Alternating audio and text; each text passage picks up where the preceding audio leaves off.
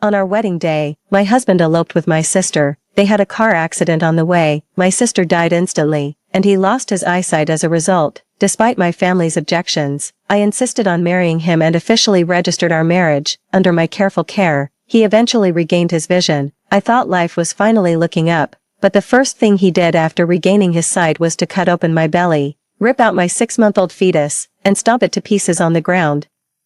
He snarled, "You think you're worthy of carrying my child? Go to hell and pay with your life for her." When I opened my eyes again, I was back on the day he proposed to me. "Marry me, Gigi." The cool night breeze brushed against my face, jolting me out of my memories. Lu Haji knelt on one knee before me, holding a soda can ring as he proposed, seeing the exact same scene as in my previous life. I finally knew for sure, I had been reborn. The agony of being gutted and dismembered by Lu Haji in my past life still haunts me. The sheer hatred in his eyes when he looked at me remains vivid in my memory. Now, no longer blinded by the giddy euphoria of that previous life, I can finally see his true intentions. Though he called out my name and proposed to me, there wasn't a trace of tenderness in his eyes. Instead, he glared defiantly past me. I turned around and, sure enough, saw Su Shirue standing at the entrance, anxiously watching us.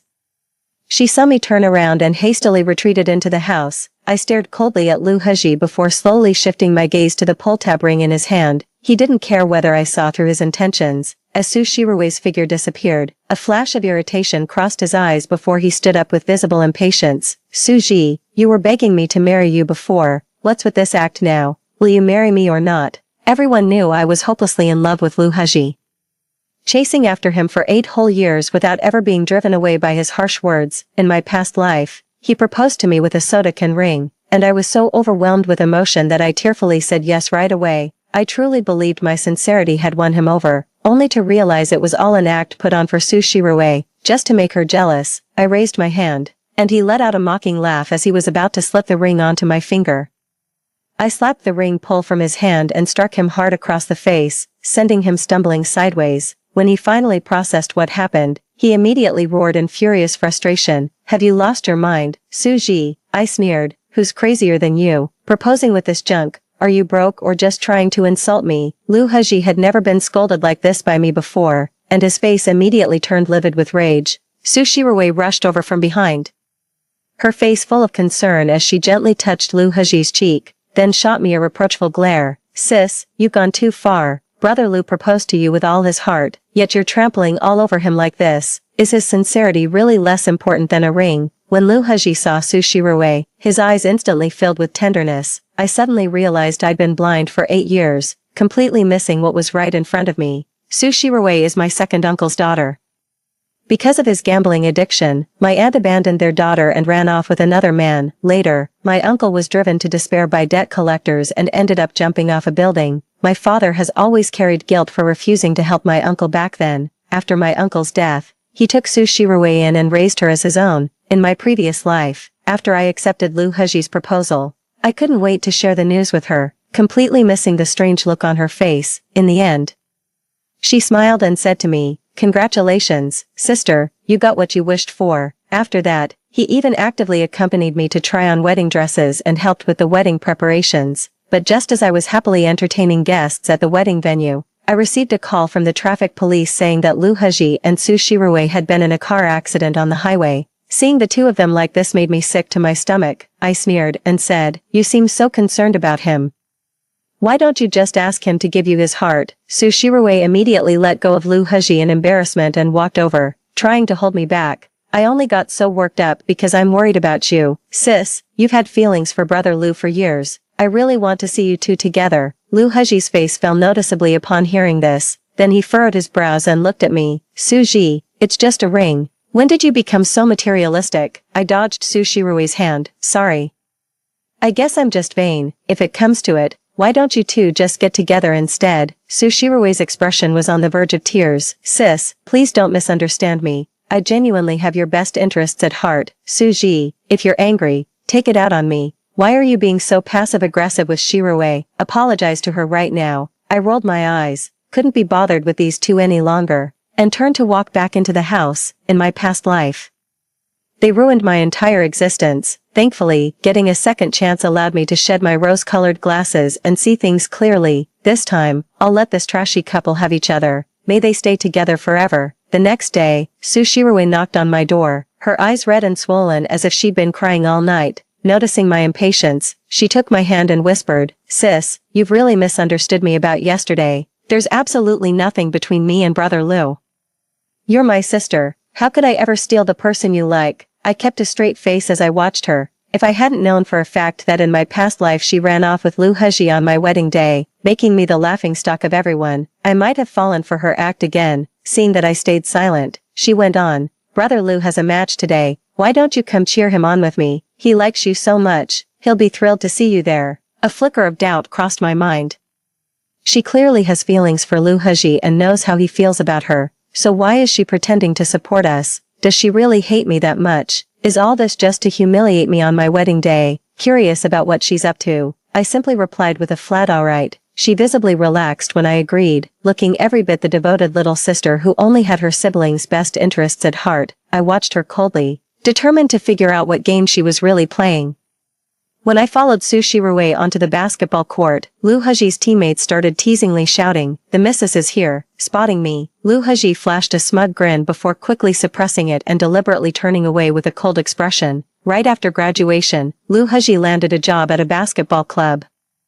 The club had barely any following and was on the verge of folding, kept afloat only by my lovesick self pouring money into it. To protect Lu Heji's pride, I specifically asked the manager not to reveal that I was the one funding it. Only now did I realize all his teammates knew he had feelings for Sushirue. They were clearly looking at her when they called her sister-in-law. Their gazes turned mocking and disdainful when they landed on me. In their eyes, I was probably just a desperate, clingy simp. Seeing me take a seat directly in the audience, Lu Heji walked over with a displeased expression. "Suji, where's the water? Everyone's thirsty. What's that got to do with me? I'm not your manager." Sushirue is the actual basketball team manager, so these pre-game preparations are her responsibility to begin with. It's just that I used to come watch every game, and I'd even carry their sports drinks box by box to the prep room myself. All because Sushirue told me it would help me win over Lu Heji and the rest of the team. Over time, he started seeing it as something I was supposed to do. Lu Heji never expected I'd embarrass him in front of everyone. He scowled angrily. "When did you become so ungrateful?" Seeing us about to argue again, Sushirue quickly stepped in to mediate. "My apologies, Brother Lou. It was my oversight. Please don't blame her. I'll call someone to deliver it right away. Why can't you be more like Shirue? Stop throwing these entitled tantrums over nothing." With that, Lu Heji's expression turned cold as he pulled Sushirue back to the preparation room. I sat in the audience, propping my head up as I watched Lu Heji make trip after trip to carry water for Sushirue. Back then, he never once stooped to help me, even though I was his girlfriend in name. At the time, he said, "Suji, don't be so delicate. I need to save my hands for the competition. How could I waste them on something trivial like carrying water?" I shook my head with a bitter smile. See how obvious love and indifference are. I was just blinded by my love-struck mind, failing to see it all along. Watching Lu Heji's unrestrained energy on the court, my eyes grew misty. Suddenly, I remembered the first time I saw him in high school. As I passed by the court, a basketball rolled to my feet, followed by a bright, cheerful male voice. "Hey, sorry to bother you. Could you grab the ball for me?" I looked up and saw him leaning over the railing, smiling at me, his eyes filled with the blazing, dazzling light of summer. That one glance was all it took. Every time I passed the basketball court after that, I couldn't help but search for him, and yet, he was the one who confessed first, saying he'd love me for a lifetime. I never noticed when things started to change, clinging foolishly to past affections while refusing to see the truth. In my past life, I spent 8 entangled years with Lu Heji before finally receiving his marriage proposal. My parents never approved since he had neither car nor property, but they eventually relented to my insistence and consented to the marriage. Yet on our wedding day, he eloped with my sister, turning my entire family into a laughingstock. Lu Heji's car collided with a truck on the highway and flipped over. Sushirue was crushed to death on the spot, while Lu Heji remained unconscious for half a month due to the severe impact and woke up blind from a brain hemorrhage. I had resolved to cut all ties with him from then on, but when I heard from others that he had woken up, I couldn't help but go to the hospital to see him. Back when he lost his sight, there was no one to care for him. He couldn't even pour himself a glass of water. I stood outside the door for a long time, and in the end, my heart softened. For the sake of our past, I thought I'd pour him a glass of water and then leave, but Lu Heji guessed it was me. He took my hand, tears in his eyes, and said cautiously, "Gigi, can you forgive me? You're all I have left. Please don't abandon me." With just those words, I let go of everything. After he was discharged from the hospital, we went to the Civil Affairs Bureau and got married. My father was so upset with me that he had a heart attack. And my mother was so disappointed in me that she didn't want to deal with me anymore. She took my father back to their hometown to recuperate. I brought Lu Hezi home with me. Since he didn't want anyone else touching him, I took care of all his daily needs myself. His blindness made him sensitive and fragile. He would fly into a rage over the smallest things, sometimes even grabbing my hair and slamming me against the wall. Afterwards, he would always apologize in tears, holding me tight and repeating, "I'm just so afraid of losing you. Please don't leave me." I told myself he was just unwell, not intentionally hurting me. He was just afraid I'd leave him. Later I said to him, "Let's have a child, that way you won't have to worry about me leaving you anymore." He thought for a long moment, then softly agreed. After I became pregnant, his temper did indeed mellow considerably. Sometimes I'd take his hand to feel the baby kick together, and he'd look stunned before pulling me into a tight embrace. Right when I was 6 months pregnant, his vision suddenly returned. After returning from the follow-up hospital visit, we were told the residual blood clot in his brain had dissolved on its own. The doctor said it was thanks to my attentive care that the clot cleared up so quickly. He turned to look at me with a knowing smile. I really should thank her properly. At that moment, I was so overjoyed by what felt like divine mercy and the promise of better days ahead that I failed to notice his odd behavior. Back at home, he said he had a surprise for me and told me to close my eyes. I waited a moment, only to be met with a sharp pain in my abdomen. My eyes snapped open in terror. Lu Hezi, splattered with my blood, held a sharp knife and drove it into my stomach with a vicious grin. He forcefully dragged the blade downward, reached into my stomach, and yanked out a bloody mass before hurling it to the ground. The thing was still attached by the umbilical cord, and I instantly realized what it was. As I screamed and tried to lunge forward, Lu Hezi kicked me away and stomped down hard on the fetus on the ground. That tiny form instantly turned into a mushy, shapeless mess. Lu Hezi sneered viciously, "You think you're worthy of carrying my child? If I weren't in need of someone to take care of me, do you really think I'd have married you? I'll be blunt with you, every time I hit you, it was deliberate. I wanted to torment you, and you're so gullible, falling for my empty apologies every time. Ha ha ha." My heart ached so intensely I could barely breathe, and through tears, I asked him why he would do this. He glared at me coldly and said, "If it weren't for you forcing me into this marriage, Shiroway and I wouldn't have gotten into that car crash. You killed her. Now go to hell and pay for her life with yours." Only then did I realize how deeply he loved Su Shiroway, so deeply that he blamed me for her death all along, so deeply that he was willing to kill our unborn child for her sake. I just feel utterly pathetic, all those years of genuine affection thrown to the dogs. But it was too late for regrets. He approached me step by step, knife in hand, crouched down, and hacked into my body again and again until I was no longer recognizable. A wave of cheers erupted in the arena, snapping me back to reality.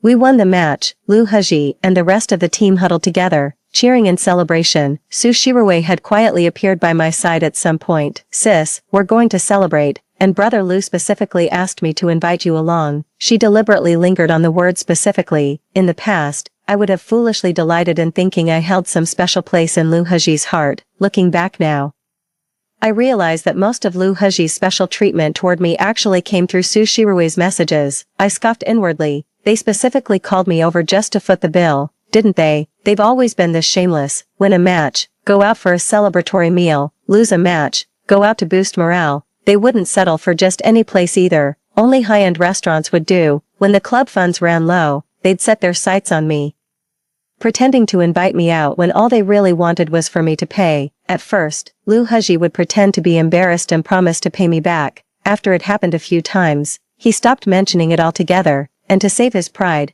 I always ended up picking up the tab. Now he's grown used to freeloading, and still expects me to foot the bill like a sucker. They really deserve to be taught a lesson. I smiled at Su Shiroway and replied, "Sure, let's go." I followed them to the restaurant, and with my encouragement, they ordered food and drinks without any restraint. A group of over 10 people ended up spending nearly 200,000 yuan. Once the dishes were mostly served, I grabbed my bag and stood up. "Take your time with the meal. I'm heading out first. Sis, won't you stay and have a bit more before you go?" Su Shiroway came over and held me back. I frowned and pushed her hand away. "I'm not eating. I've lost my appetite." Lu Hezi arrogantly lifted his chin and tossed the bill at me.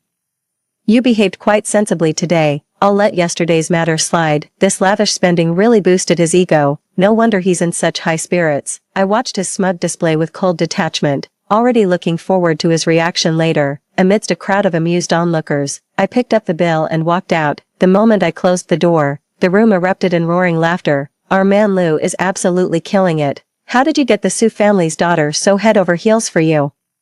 Share some tips, man, I'm so jealous. I wish she were my girlfriend too. Lou Haji let out a scoff amid the rowdy cheers. What girlfriend? Just a clingy simp who can't live without me. I turned to look at the mirror in the hallway, reflecting my current appearance. At that time, I was still graceful and charming, not yet worn down from caring for a blind patient. Honestly, I had both wealth and looks, yet I still managed to ruin it all with my love-struck foolishness.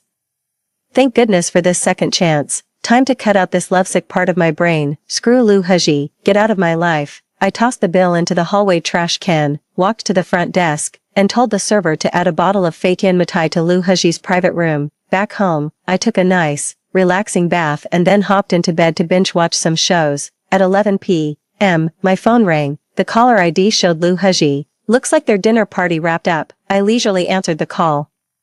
Lou Haji's furious voice came through the phone. Suji, why did you leave without paying the bill? Hearing the chaotic noise and the sound of glass shattering on his end, I couldn't help but chuckle. What's it to me? Weren't you the one who said you'd treat? Besides, I haven't touched a single dish you ordered. Stop messing around. Gigi, get over here now. We're all waiting for you. His voice grew husky and softened. He's always been good at using this tactic on me.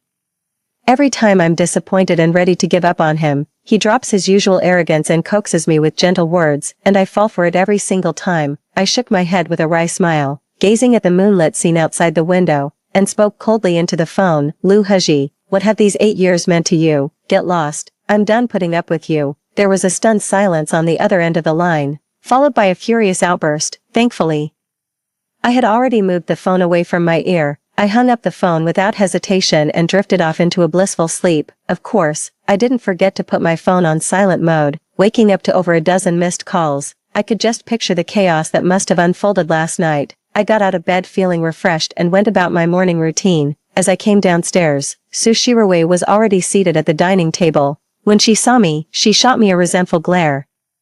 I met her gaze directly, and she quickly averted her eyes, pretending to focus on her kanji. The folks at the club were the type to spend money as soon as they had it. Besides, since Lou Haji was the one who suggested last night's celebration, he ended up footing the bill for those 200,000 or 300,000. As for whether Lou Haji had money or not, I knew perfectly well. Every time I bought him gifts or transferred money to him, it almost always ended up in Su Shirue's hands.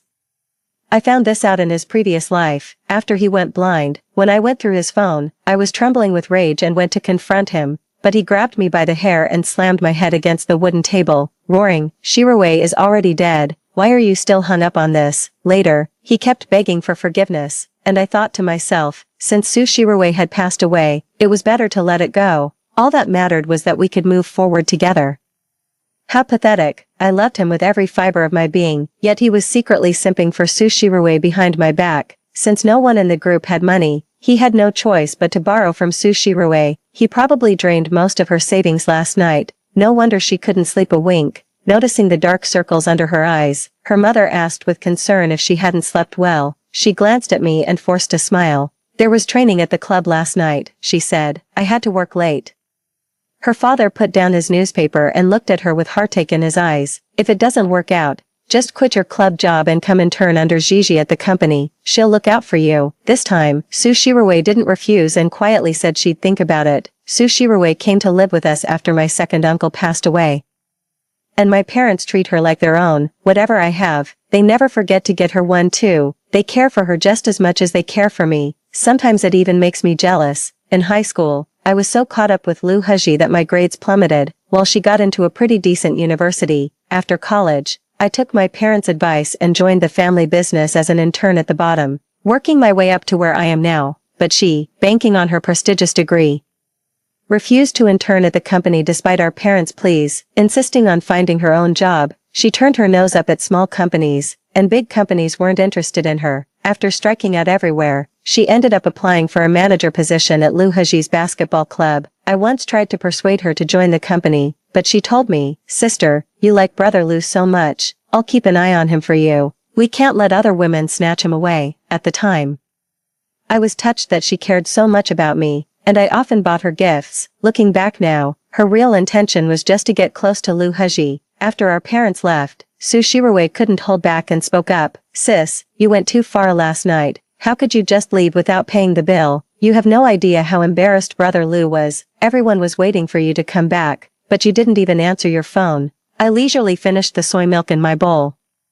Didn't you say Lu Heji invited me to celebrate? I thought he was treating. Besides, I didn't even take a single bite. Why should I be the one to pay? Her face flushed crimson. But you always paid before. And your brother Lu's girlfriend. Why are you making such a fuss over a few bucks? I talked to brother Lu for ages. He said he'll let it slide if you just pay him back for yesterday. My expression turned icy. Do you really take me for a fool? How come all the gifts I bought for Lu Heji ended up in your room, and you still claim nothing's going on between you two? I put up with you time and again out of respect for our parents, but from now on, do whatever you want. Just keep your nonsense away from me. With that, I ignored her sour expression, grabbed the keys from the table, and walked straight out the door. I have no time to waste on her. I finally closed a contract I'd been working on for a while. The other party scheduled a meeting to sign it, but when I arrived, the venue was hosting a basketball game, and wouldn't you know it, I spotted Lu Heji among the players taking the field. The assistant handling my visit eagerly found me a seat, asking me to wait a moment as their young master Su Young was currently competing on the court. I couldn't help but twitch my lips. What an eccentric young master indeed. Since I was already here, I figured I might as well sit down and catch the game. I never missed Lu Heji's games, so I picked up some knowledge about basketball along the way. Su Yang's moves were sharp and precise, and his coordination with the team was seamless. In contrast, Lu Heji's side was disorganized, and his own performance was riddled with mistakes. It looks like Lu Heji is bound to lose today. Sure enough, by the end of the game, Su Yang's team was leading by a wide margin. I got up and walked off the field. Sitting on the edge of the flower bed to wait for Su Yang, a shadow fell over me as Lu Heji approached. Despite losing the match, he seemed to be in surprisingly good spirits. Su Ji, where's all that arrogance from our phone call last night? It's only been a few hours, and here you are, eagerly seeking me out. I stared at him speechlessly, but he mistook my silence for him hitting a nerve. He said with a smug grin, if you apologize sincerely enough, I might just let last night slide. I cut him off before he could finish. What makes you think I came here for you? Your oversized ego. Stop pretending. You were totally checking me out during the game. If you hadn't been staring, I wouldn't have. He shut his mouth in annoyance. I thought about it. Su Yang is a forward, and so is Lu Heji. I had been staring intently at Su Yang earlier, and my gaze did sweep past Lu Heji a few times. You've got it all wrong. I was looking at your opponent. He's way better looking than you. Su Ji, what are you even trying to pull? Saying all that just to make me jealous? I already told you, if you just apologize, I'll let what happened before slide. What more do you want? Lu Heji's expression seemed genuine, and it made me wonder just how love-struck I must have been to give him so much confidence. In an instant, memories of my past life's obsession flooded back, how I cared for him wholeheartedly, only to be repaid with the agony of him stabbing me in the abdomen and tearing out our unborn child. I stared into his eyes and spoke each word deliberately. Let's break up, Lu Heji. I don't love you anymore. He froze, seemingly unable to believe I would say such things to him. After all, no matter how poorly he'd treated me before, a single soothing word would always make me obediently back down. Lu Heji frowned and ran his fingers through his hair in frustration. What's this all about? Is it because of Shirue? There's absolutely nothing going on between us. Whether there is or isn't anything between you is none of my business. You're free to pursue her properly now. A perfect match made in hell. May you two be stuck with each other forever. Lu Heji raised his hand in fury, but just as his palm was about to strike my face, someone blocked it. Su Yang, now changed out of his jersey and into a formal suit with gold-rimmed glasses, gripped Lu Heji's wrist and sneered. You can't even play ball properly, and now you're hitting a woman. I'm starting to doubt if you're even a man. None of your damn business. Get lost. Lu Heji's tone was hostile. Su Yang brushed his hand aside and stepped in front of me. If anyone's leaving, it should be you. Miss Su is my guest here. Lu Heji sneered, his eyes scanning me repeatedly. No wonder you wanted to break up with me. Turns out you were the one cheating all along. You rejected my proposal last time.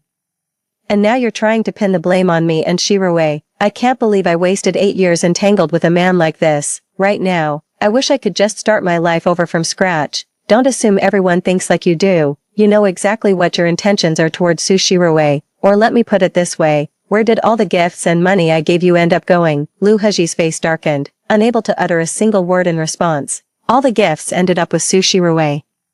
So of course he had nothing to say to me. I looked at him with a cold sneer. Save yourself some dignity, Lu Heji, we're done from now on. I didn't want to waste any more time on him, so I turned to Su Yang with a smile and said, my apologies for the personal matter, Mr. Su, shall we move to discuss business elsewhere? I escorted Su Yang to the private room I had reserved and presented the contract for signing.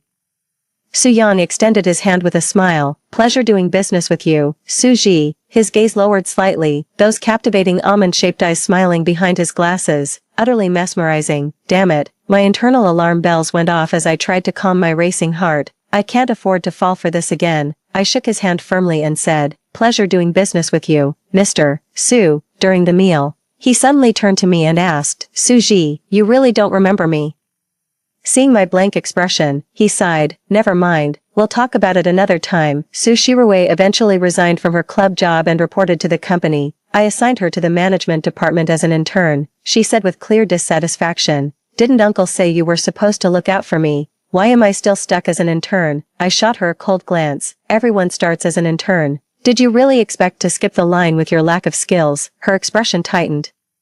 But she forced a smile. That's not what I meant. I just thought I could learn more by working directly with you. Focus on mastering the basics first. I told her to get back to work, and I didn't miss the resentment in her eyes. It seems I'll have to keep an eye on her from now on. After all, a dog that bites rarely barks first. But I soon regretted letting her join the company. Lu Heji came to pick Su Shirue up after work every day, rain or shine.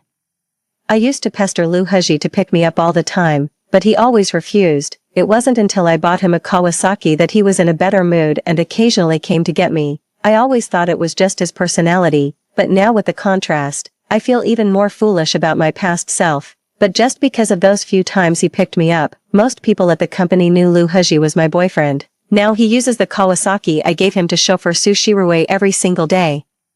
And whether it's intentional or not, he always parks it right in front of the office building, impossible to miss, making sure every colleague leaving work sees it. Overnight, I became the talk of the office. A few days later, stories about my glorious career as a lovesick fool were circulating widely around the company. Su Shirue definitely had a hand in stirring things up behind the scenes. I was furious but powerless. After all, these things really happened, and I couldn't control what people said. I brought this up with Su Yang when we had some downtime. It wasn't until later that I found out Su Yang and I actually went to the same high school. He was a year ahead of me. That connection brought us closer. Su Yang listened to my story and replied with a smile, no big deal, fight fire with fire, just wait and see. He was being all mysterious. No matter how much I pressed him, he wouldn't say a word, only that I'd find out after work, when it was time to leave. I hadn't even stepped out of the office before hearing a commotion at the entrance. When I stepped outside, I noticed a flashy red convertible parked right next to Lu Heji's Kawasaki. The back seat of the sports car was filled with pink roses, and Su Yang was leaning against the car door, holding a bouquet of roses in his hand. Seeing me walk out, he smiled and came over. He was already good-looking, but when he smiled with those captivating peach blossom eyes, he was downright irresistible. He handed me the rose he was holding. Would you do me the honor of joining me for dinner? Please don't turn me down today. Amidst the murmurs around us, I caught sight of Lu Heji and Su Shirue's livid expressions, and I couldn't help but feel utterly delighted. I took the rose and pretended to think it over with feigned reserve. Since you're being so sincere, all right then. I got in the car with Su Yang, and we deliberately drove past Lu Heji, leaving him in a cloud of exhaust fumes. As the car drove off into the distance, I buried my face in the bouquet and burst out laughing. That happy, huh? I laughed and looked up. You should have seen their faces. The office gossip will definitely take a new turn tomorrow, with Su Yang playing my admirer today, someone both handsome and wealthy. Who'd believe I'd ever fawn over Lu Heji? Su Yang gave a soft smile and reached out to ruffle my hair. I sensed a hint of affection in his gesture and felt a bit flustered. Smoothing my hair self-consciously, Su Yang, thanks for treating me today. Let me get dinner this time. Su Yang tapped his fingers lightly on the steering wheel. Sure, I'm actually a bit hungry. You pick the place. I chose a Western restaurant I'd been to a few times. Their steak is absolutely incredible. We arrived right at the dinner rush, and the place was packed. A server came over with an apologetic look and asked if we'd mind sharing a table. I glanced at Su Yang, who shrugged to show he didn't mind. I gave the server a nod. The very next moment, I regretted it. I saw the waiter leading Lu Heji and Su Shirue over. When Lu Heji spotted me, his expression instantly soured, as if he wanted to turn and leave, but Su Shirue held him back, and he reluctantly walked over with a grimace. My expression was even more unpleasant than his, while Su Yang looked downright gleeful, noticing me glaring at him out of the corner of my eye. He grinned from ear to ear and whispered, "Keep your expression in check. Don't give us away." Su Shirue greeted me with a smile. "Hey, what a coincidence. Mind if we join you here?" I replied with a forced smile. "Sure, have a seat." The wait for the food was agonizing, so I made up an excuse to slip away to the restroom. As I stepped out after washing my hands, there was Lu Heji, lingering ominously by the corridor. I didn't even want to glance at him. Just walked past him without a second thought, but he called out to me, "Su Ji, didn't you say you had nothing to do with that person? What's going on now?" I looked at him in surprise. "What does my business have to do with you? We broke up, and you've already gotten what you wanted by pursuing Su Shirue. Isn't it inappropriate for you to meddle in my affairs now?" He paused for a moment, his brow slightly furrowed. "There's nothing between me and Shirue," he trailed off, seeming somewhat annoyed. Then resumed his usual tone, "I just think that guy seems shady. You're so naive. I don't want to see you get fooled. Considering our past, don't mistake my kindness for weakness." I let out a series of cold, mocking laughs. "Exactly. If I weren't so foolish, how could I have been deceived by you for so long?" He looked utterly choked up, but I ignored him and walked back to my seat. The dishes were finally served, but I'd lost my appetite and was just forcing down the steak like chewing on wax. As expected, seeing someone disgusting really ruins your appetite. Su Yang picked up a napkin and chuckled as he wiped the sauce splattered on my face. My irritation eased up a little. Even though I was the one who invited him to dinner, I ended up sulking alone. Suddenly I felt a bit guilty towards Su Yang. I gave him a tight-lipped smile. The clatter of silverware hitting the floor came from across the table. Su Shirue murmured under her breath, "How could you be so careless?" She then signaled a waiter to bring Lu Heji a new set of cutlery. She said to me with a smile, "You and brother Su Yang seem really close. I was only gone for a bathroom break, and she's already calling him brother." I looked at Su Yang in surprise, and he just shrugged, indicating he had no idea what was going on. I didn't want to engage with her, so I took a sip of my drink and pretended not to hear her. She seemed completely oblivious to my impatient expression and just kept talking. "No wonder you turned down Brother Lu's proposal. I thought you were just upset about his clueless way of proposing, but it turns out you already had someone better in mind. But honestly, that's not right of you. If you've already moved on, you shouldn't have kept stringing Brother Lu along. You should have made it clear to him earlier. Otherwise, Brother Su Yang would unwittingly become the third wheel, and that wouldn't look good for him either, don't you think?" Su Shirue leisurely cut into her steak, her almond-shaped eyes sparkling with amusement as she looked at me. With just a few words, she painted me as a heartless cheater. If I weren't the target, I'd probably be standing up applauding her performance. Lu Heji beside her glared at me with a livid face, eyes full of contempt. I was speechless. One had the audacity to say it, the other the gullibility to believe it, both completely lacking self-awareness. I wasn't about to spare their feelings and called them out directly. Last month on my birthday, Lu Heji claimed he had something to do and couldn't be with me, yet he went on a 3-day trip to Zishuangbana with you. Am I right, dear sister? I'd like to know. What kind of boyfriend takes another woman on a 3-day trip on his girlfriend's birthday?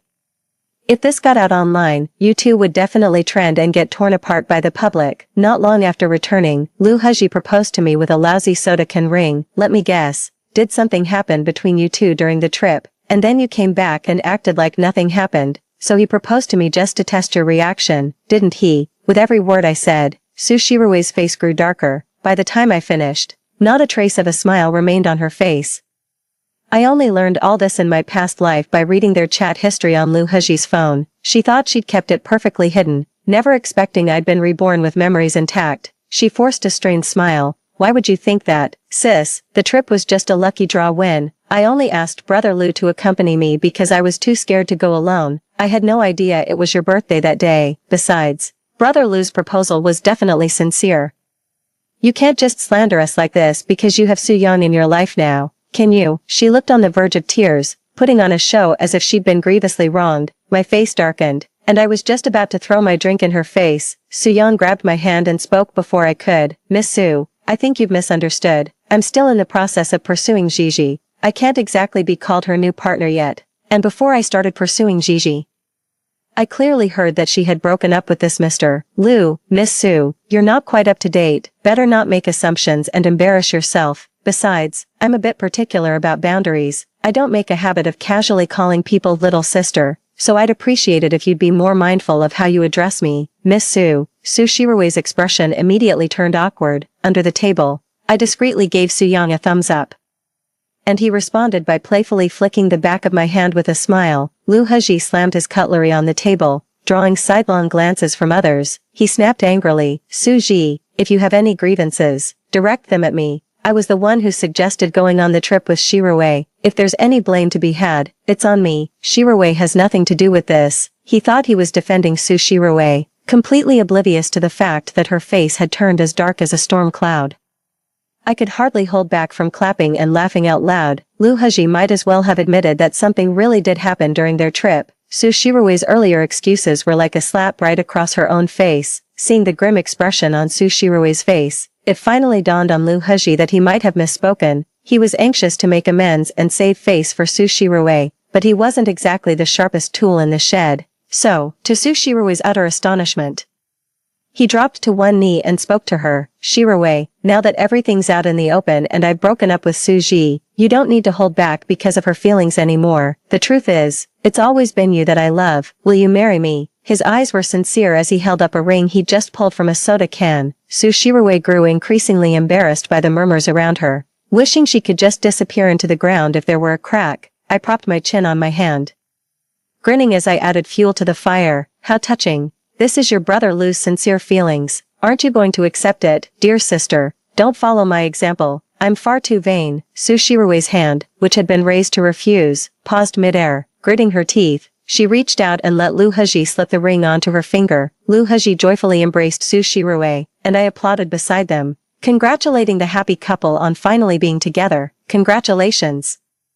Don't forget to tell mom and dad about this good news. They've been setting you up with quite a few eligible matches lately. Bring him home soon. They'll be thrilled. Lu Hezi sneered. Don't even think about driving a wedge between us. Shirue isn't vain like you. Without a word, Su Shirue pulled a long face, unwilling to stay a second longer, and dragged Lu Hezi out of the restaurant in haste. Su Yang watched their retreating figures with keen interest, raising an eyebrow as he remarked, seems your sister was just stringing that guy along. Now that she's been forced into accepting his proposal, she's probably fuming. I hadn't expected Su Yang to see through it so clearly. Lu Hezi thought Su Shirue was hesitating to accept him out of consideration for my feelings. What a hopeless fool. Su Shirue clearly looked down on him, yet couldn't bear to let him go, so she kept using me as her shield. She started working at the club 2 years ago, supposedly to keep an eye on Lu Hezi for me.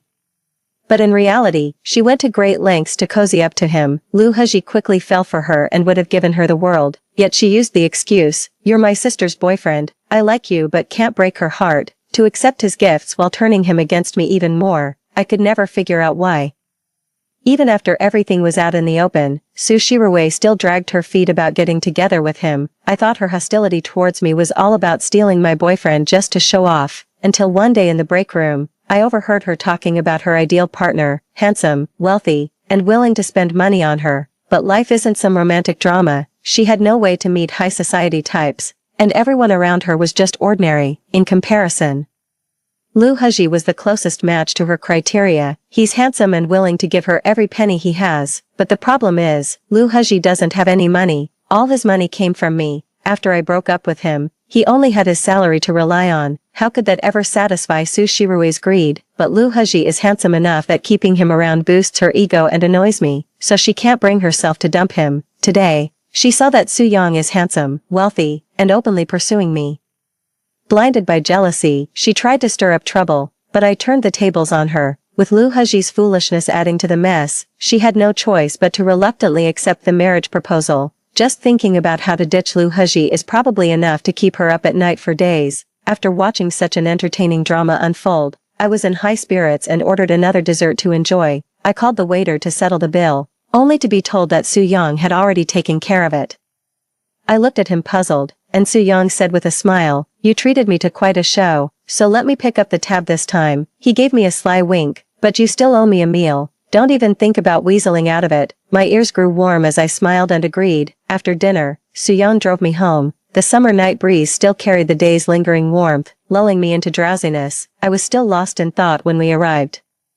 Only snapping back to reality when I felt the cool touch of fingers gently brushing my cheek. Leaning against the steering wheel, Soo-young gazed at me with a soft smile. Under his gaze, the summer evening breeze felt unusually warm, doing little to cool the heat rising to my cheeks. I stammered, thank you for today, and next time, it's my treat." Soo-young chuckled and poked my cheek playfully. "Soo-ji, ever thought about taking me home with you?" I never expected him to say that so abruptly. My mind instantly flashed back to my past life's overwhelming love for Lu Heji, which ultimately led to my tragic end with not even a trace of my remains left. The flush faded from my face. Having just escaped a toxic relationship, I was in no way prepared to embrace another emotional entanglement. I clenched my fingers tightly, hesitating over how to respond to Soo-young. Soo-young let out a soft sigh and reached over to gently pry open my tightly clenched fingers. "How much pain did he cause you?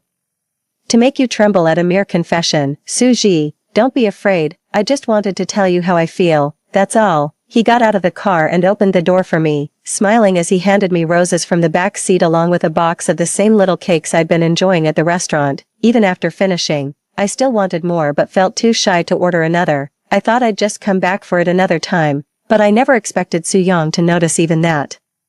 A wave of warmth washed over my heart, melting away the fear those memories had left behind. I pressed my lips together, smiling as I said goodbye to him. After that, Soo-young and I got along just as before, though he'd occasionally drop a few sweet nothings that made me blush. I was like a seed stubbornly refusing to sprout in the mud, while Soo-young stayed by my side, patiently watering and nurturing me without ever rushing. Sometimes I'd be invited to watch Soo-young's basketball games. As soon as I entered the venue, he escorted me to the VIP seats and handed me a snack he had prepared in advance. I only hurried back to the court after my teammates repeatedly urged me. Amused, I opened the snack. It was the exact brand of gummies I had casually mentioned craving a few days earlier. I had completely forgotten about it, but he remembered. I put the candy in my mouth, feeling its sweetness flood my palate and gently seep into the depths of my heart. "Shuji." A man's voice called my name from behind. I turned to look and saw a stout, middle-aged man. His face lit up with surprise as he laughed. "It's really you, long time no see." It took me a moment to recall that he was the president of Lu Heji's basketball club. I smiled and nodded at him. "President Hao, long time no see. Is there a game today?" He waved his hand dismissively and shook his head. "What's the point of competing? The club's been disbanded." I wasn't surprised. His team members were mediocre at best and rarely got any publicity. If it weren't for my monthly funding of over 100,000, they would have folded long ago. I nodded, not wanting to discuss it further. Minister Hao picked up on my reluctance and tactfully dropped the subject. After the match ended, Soo-young texted me, asking me to wait in my seat while he changed clothes to pick me up for dinner. He sent an adorable bunny emoji, and I chuckled softly before replying with an OK sticker. Then, a familiar voice came from behind me. "Director, is there really no other way? We've been together for so long and grown close, we really don't want to disband." That's Lu Heji's voice. I thought to myself, just my luck to run into him here. If I got up now, I'd have to face him. I kept my head down, hoping Minister Hao would take him outside to talk. Minister Hao sounded troubled and said with a sigh, "This club was my passion project too. I really had no other choice but to announce its dissolution. You know how things are right now, we just can't keep the finances afloat anymore. But we've been in similar situations before and managed to pull through." "Minister Hao, you're not embezzling the funds, are you?" Lu Heji truly never looks at his own faults first. The moment those words left his mouth, I knew we were doomed, just as expected. Minister Hao flew into a rage and snapped at him. "Are you out of your mind, Lu Heji? If it weren't for Soo-ji pouring money into this club every single month, you'd have been long gone. She specifically asked me not to tell any of you, just to protect your fragile ego." Minister Hao reached out and patted me on the shoulder. "Right, Soo-ji." I turned around under Lu Heji's astonished gaze, too embarrassed to even know what to say. Still fuming, Minister Hao continued to berate. "You guys are mediocre players but demand the world when it comes to food and drinks. I've been wanting to wash my hands of you for ages. If it weren't for Soo-ji begging me nonstop and pouring both money and effort into this, do you think this club would still be standing? Do us all a favor and get lost." With that, he shoved Lu Heji aside and stormed out in a huff. Having my past mistakes brought up like that made me cringe so hard I could feel my scalp crawling. I'd hoped Lu Heji would have the sense to leave with Minister Hao, but he just stood there frozen, rooted to the spot like a wooden post. feeling the scorching gaze burning into my back. I knew I had to get out of there. I grabbed my things and stood up to leave, but Lu Haji blocked my path. Suji, I had no idea you've done so much for me behind the scenes. Why didn't you tell me? His obstruction stirred up a wave of irritation within me. What's the point of telling you? It was all one-sided on my part before. Now that we've broken up, let's just drop it. His eyes burned with resentment as he stared intently at me. After all these years of liking me, can you really just let go that easily? I frowned at him. What does years of affection even mean? You changed your heart just like that. I muttered a half-hearted His face instantly turned pale. Flustered at having his secret exposed so directly. Lu Haji, if you fell out of love, you should have told me. Instead, you belittled me while loving someone else. We didn't have to end up like this. He lowered his head and looked at me pleadingly. I was wrong, Gigi. After we broke up, I realized you're the only one I've ever loved. Please give me another chance. If he'd said this to me before, I would have given him my heart without hesitation. But now, it just irritates me. I didn't want to drag this out any longer, so I said coldly, Lu Haji. You're only saying all this because you realized Su Shirue's feelings for you have changed. You know you're about to get dumped, so now you come crawling back to me. Is that it? I must have been blind to have loved a scumbag like you for 8 years. You're disgusting. And so is your love. All I want now is for you to stay out of my life forever. His face instantly darkened as if frozen over with frost. He glared past me with a twisted expression. You weren't like this before. It's because of him, isn't it, Shuji? When he dumps you, you'll come crawling back to me. I noticed the dangerous shift in his demeanor and immediately tried to step away. He pulled me into his embrace, and before I could react, his lips came crashing down on mine. It was only then that I snapped out of my shock and struggled desperately, but his strength overpowered me, leaving me unable to break free. Suddenly, a powerful force pried his hands away, and I was swept into another's arms. My senses filled with the fresh scent of shower gel from this new person. A pair of slender, well-defined fingers gently brushed across my face, and I realized, to my surprise, that tears had been streaming down my cheeks unnoticed. Su Yang's voice was barely a whisper, as if afraid of startling me. Don't cry, Suji, I'm right here. Lu Haji's voice came from behind, tinged with a hint of amusement. Sorry, man. She just jumped into my arms and started kissing me the moment she saw me. What was I supposed to do? Su Yan gently stroked my head, sensing that I had calmed down, and guided me to a seat nearby. He then stood up and walked toward Lu Haji. Noticing his clenched fist, I frantically grabbed his sleeve. I didn't want to see Su Yan get hurt. Meeting my gaze, his eyes softened. He patted the back of my hand and whispered, trust me. I released my grip on the hem of his shirt. Lu Haji was still standing there, taunting with a mocking grin. Suji. This isn't right. Why are you still hung up on your ex? Then again, you did follow me for 8 years and gave me everything. It's only natural you can't let go. Before he could finish, Su Yang's fist sent him crashing to the ground. Su Yang's gaze was as cold as ice. All I regret now is not standing my ground back then, letting a scumbag like you waste 8 years of her life. Soon after, someone called the police. Officers quickly arrived and separated the two brawling men. After a stern lecture, they notified relatives from both sides to come pick them up. I hurried over, and the officer asked me what my relationship with Su Yang was. I paused, looked up into Su Yang's eyes, and replied earnestly, I'm his girlfriend. Su Yang's eyes instantly lit up, a slight smile tugging at his lips, but he accidentally pulled on his wound and winced with a sharp hiss. I quickly guided him to a stone bench nearby. Pulling out the first aid supplies and chilled towel I'd bought earlier, his face bore 2 bruised patches that were starting to swell, and there were several scrapes on his hands. I had him press a towel soaked in ice water against his face to reduce the swelling, then used a cotton swab dipped in iodine to disinfect the cuts on his hand. I frowned, feeling tears well up and fall once again. Su Yan gently wiped my lower eyelid with his finger, brushing away the teardrop. Gigi, don't cry. From now on, no matter when or where, I'll always be here to protect you. His fingers brushed over my lips, his eyes filled with tenderness. I must have rubbed too hard with the wet wipe earlier. My lips are probably red, swollen, and chapped. He leaned in and gently pressed his lips to mine. I didn't pull away, feeling my face flush and my heartbeat quicken. A faint flutter stirred deep in my heart. That seed buried in the mud had finally begun to sprout. Come on, what are you standing there for? Su Shirue's impatient voice rang out. Su Yang and I turned to look. Lu Haji stood not far away, glaring at us with a grim expression. Only then did I notice his entire face was swollen like a pig's head, looking utterly ridiculous and absurd. Lu Haji turned his head to look at Su Shirue. Shirue, I'm hurt. why didn't you bring me any medicine? Su Shirue stared back at him with visible irritation. Why bother with medicine for such a minor injury?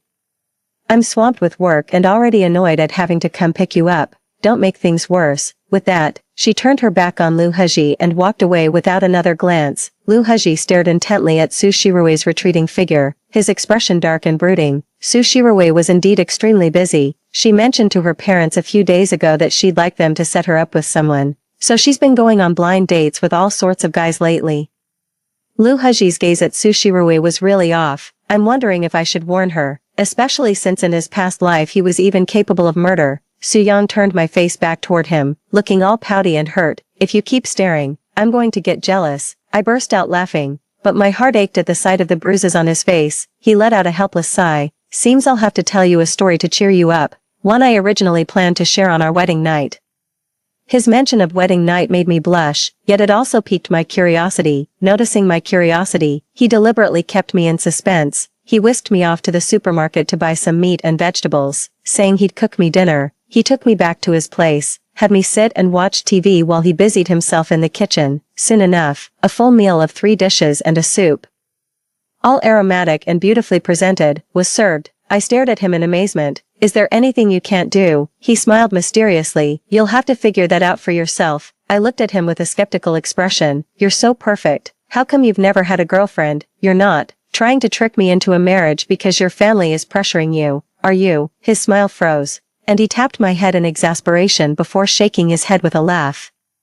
What's going on in that head of yours? The reason I don't have a girlfriend is probably because there's already someone special in my heart. I could tell from his words that the person on his mind was probably me, but I never thought I had what it takes to win the heart of such a perfect man. Eager to find out the answer, I wolfed down my meal. After eating, I even eagerly rushed to do the dishes. After everything was done, I sat on the couch staring at him eagerly, urging him to hurry up and tell me. He smiled helplessly, walked into the room, and brought out a velvet box. Placing it in my hand, I opened it to find a slightly worn rectangular badge inside, engraved with the name Suji and a line of blue text bearing the name of my high school. This was the badge I used to wear back in high school. Looking at my completely forgotten expression, Su Yang sighed. I knew you wouldn't remember. In high school, I had poor health and often suffered from low blood sugar. One time after school, I had an episode, dizzy and vision blurring. I was about to tumble down the stairs. I thought it was over for me, but someone caught me. To this day, I'm still amazed how your slender frame managed to carry a guy a head taller than you all the way to the infirmary. In my dazed state, I heard you burst in shouting,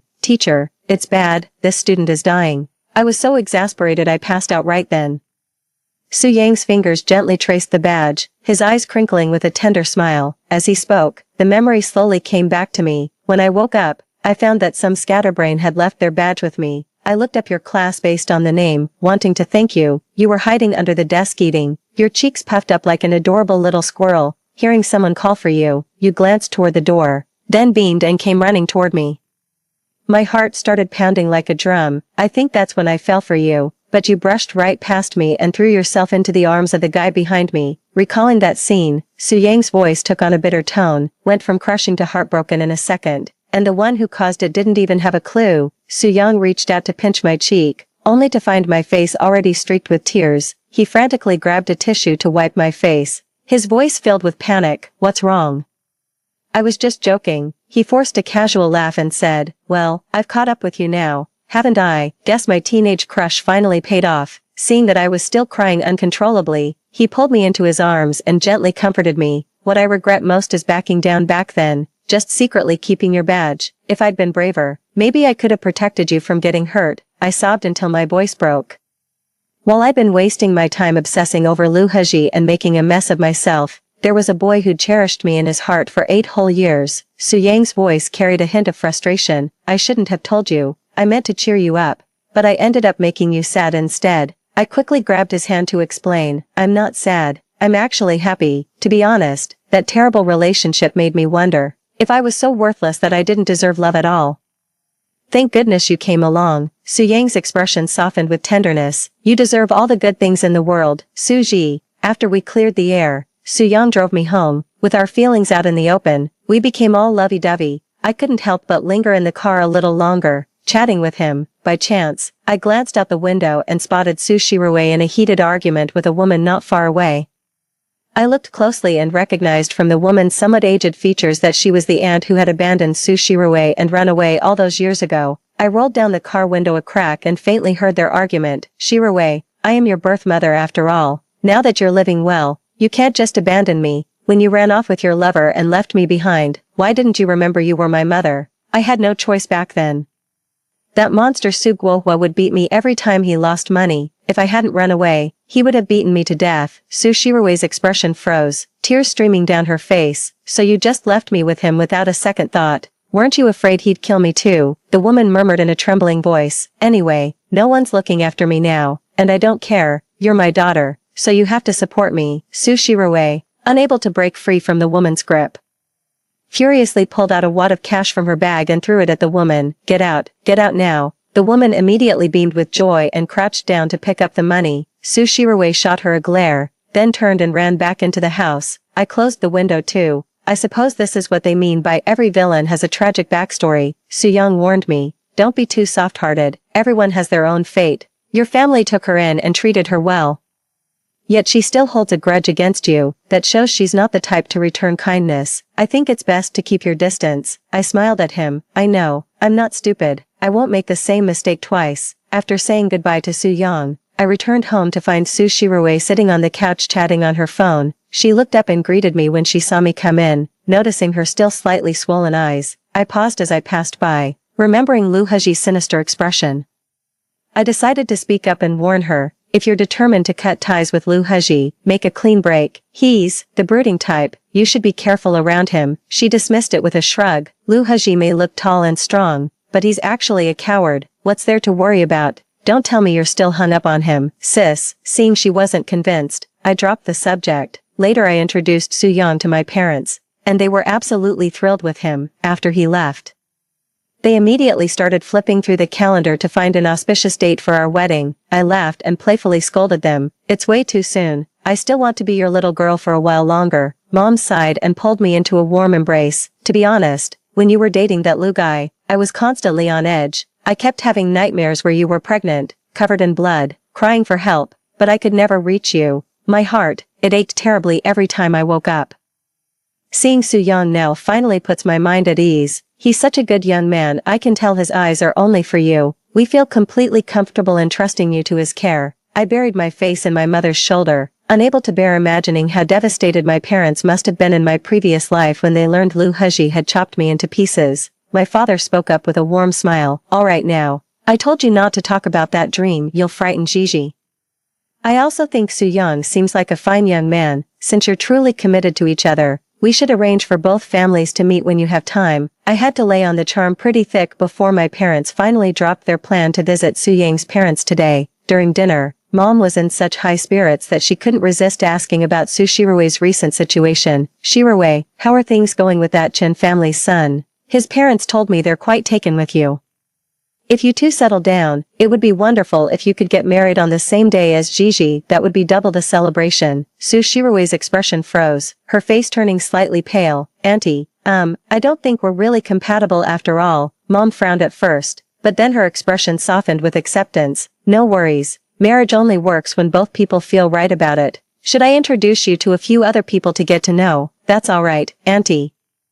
I don't really want to do any more blind dates for now. I'd rather focus on my career and self-improvement. Let's talk about marriage another time. Mom was about to say more, but Dad stopped her. It's good that our daughter wants to better herself. Once she becomes more accomplished, she'll have no trouble finding a suitable partner. Just let her be. I glanced at Su Shirue with some confusion. Her recent work performance completely contradicted her words. Not only was her efficiency dropping, but she kept making mistakes. The team lead from management had approached me several times in private, hinting that keeping her on would only hold the team back. I thought she was preoccupied with blind dates lately and not focused on work, so I asked the team leader to assign her some simple, non-urgent tasks, assuming she would naturally resign after getting married. Since she has no plans to marry but keeps making mistakes at work, I need to have a talk with her.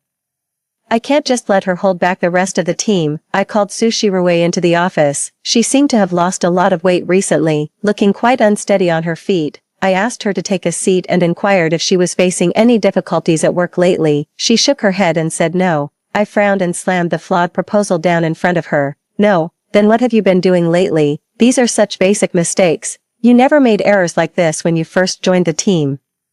She lowered her head and stayed silent. I sighed and said, you told mom and dad you didn't want to go on blind dates because you needed more time to focus on your career and improve yourself. Is this how you're improving? If you have nothing to say for yourself, I'll have to tell dad and have you fired. Her head snapped up, her eyes wide with alarm. Sis, please give me another chance. I promise I won't make this kind of mistake again. Please don't fire me. I frowned at her.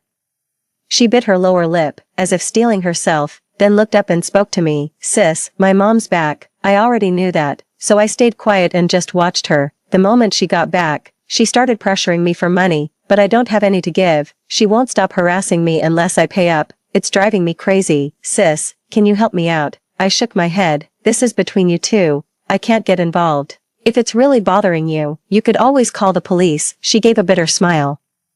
You're right, sis. Could you lend me some money then? Just 100,000 yuan, enough to keep her at bay for a while. I didn't refuse this time. After all, we grew up together like family. I quickly transferred 100,000 yuan to Su Shirui through my phone. I advised her, you need to think this through yourself. If it comes to it, use legal means to protect your rights. But going forward, be more careful at work. This affects the whole team if the complaints keep coming. It puts me in a difficult position. She lowered her head and murmured, I understand. I then told her to go back to work. As I watched her walk out of the office, I couldn't shake the feeling that she was still hiding something. If it were just about her mom, why would it affect her dating life? Logically, she should be even more eager to find someone to escape this situation. But since she didn't want to talk about it, I didn't press further and put it out of my mind.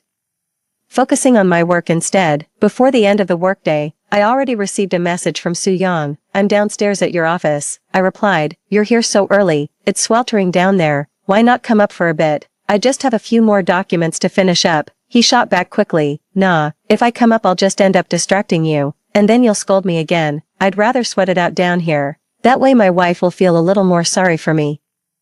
I couldn't help but laugh and replied, oh, you and your smooth talk. A colleague nearby let out a surprised, huh, oh, you seem to be in great spirits lately, something good must be coming your way. I laughed and pretended to sweat her with a folder, with eyes that sharp, you should be doing embroidery instead, what a waste of talent being a bid manager. She dodged nimbly and said earnestly, seriously, you were in such a bad state before. I actually thought about suggesting you break up with him several times, but I was afraid you'd think I was meddling. You're so much better now. I don't know how to describe it, but it just feels right. A wave of warmth washed over me. It turns out so many people around me had been quietly caring for me all along, and I never even noticed. Thank you, Shally. Shally rubbed her arms, looking a bit embarrassed. No need for thanks. Just make sure to give me and my team a raise and some time off after this bidding is over. Feeling pretty confident, are we? Shally waved the USB drive in her hand. Absolutely. My team poured 6 months of effort into this proposal. It's a guaranteed win. I smiled at her confident expression and agreed. Deal. If we win the bid, I'll personally fund a 7-day Maldives trip for you and your entire team. Shally's eyes lit up. Then I'd better notify everyone to get their passports ready immediately. She turned and opened the office door, nearly colliding with Su Shirui who was standing right outside. Shally's face darkened. What are you doing standing here, eavesdropping on us? Su Shirui frantically waved her hands in denial. No, I just wanted to ask my sister a few questions. She was indeed holding a folder in her hands.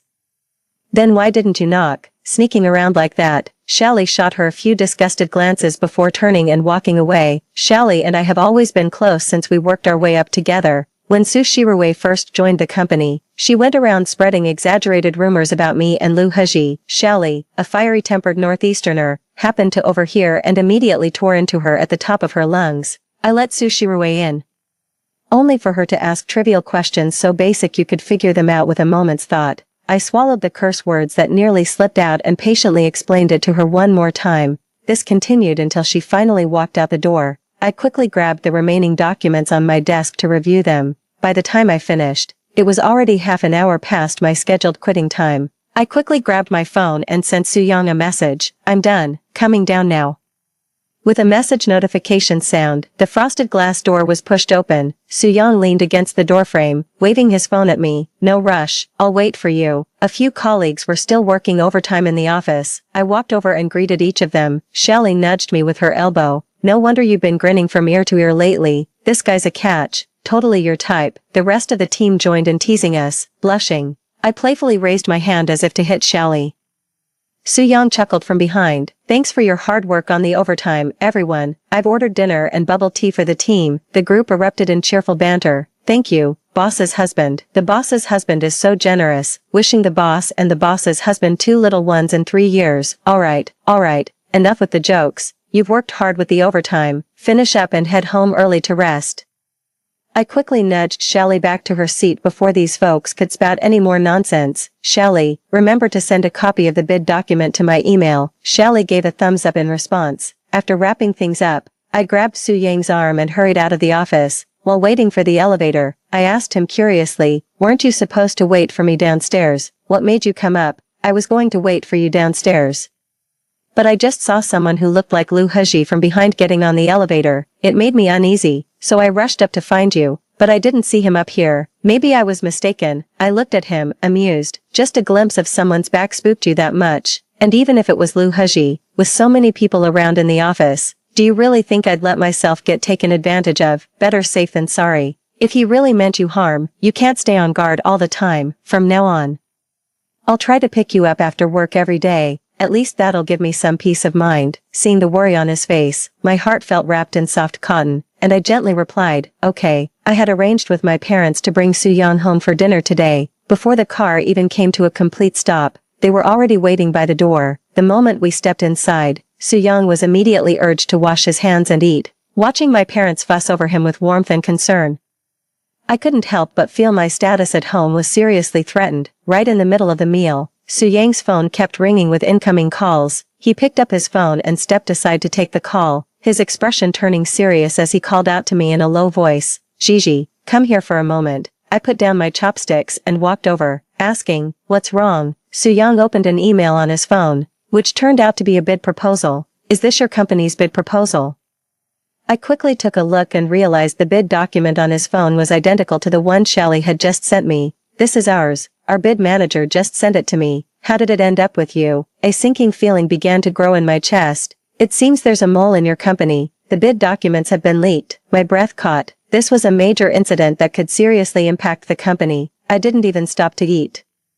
Just quickly told my parents I had an urgent work matter to handle and had to head back to the office. I hurriedly grabbed Soo-young and headed out the door. When I got back to the office, the bidding department was still working. Shelly saw me return and teased, "Weren't you out on a date? What brings you back so soon?" With a serious expression, I told her to come to my office immediately, sensing something was wrong. She wiped the smile off her face and hurried over. After closing the office door, I opened the email on Soo-young's phone. "Shelly, the bid proposal has been leaked. You need to tell me exactly what happened last night. Who had access to your computer?" Shelly was horrified, but she quickly forced herself to calm down and began recalling the events of the evening. After we left that evening, Shelly and her team stayed in the office to discuss the details for the next day's bid. Someone knocked on the office door and said that the dinner and milk tea ordered by Soo-young had arrived.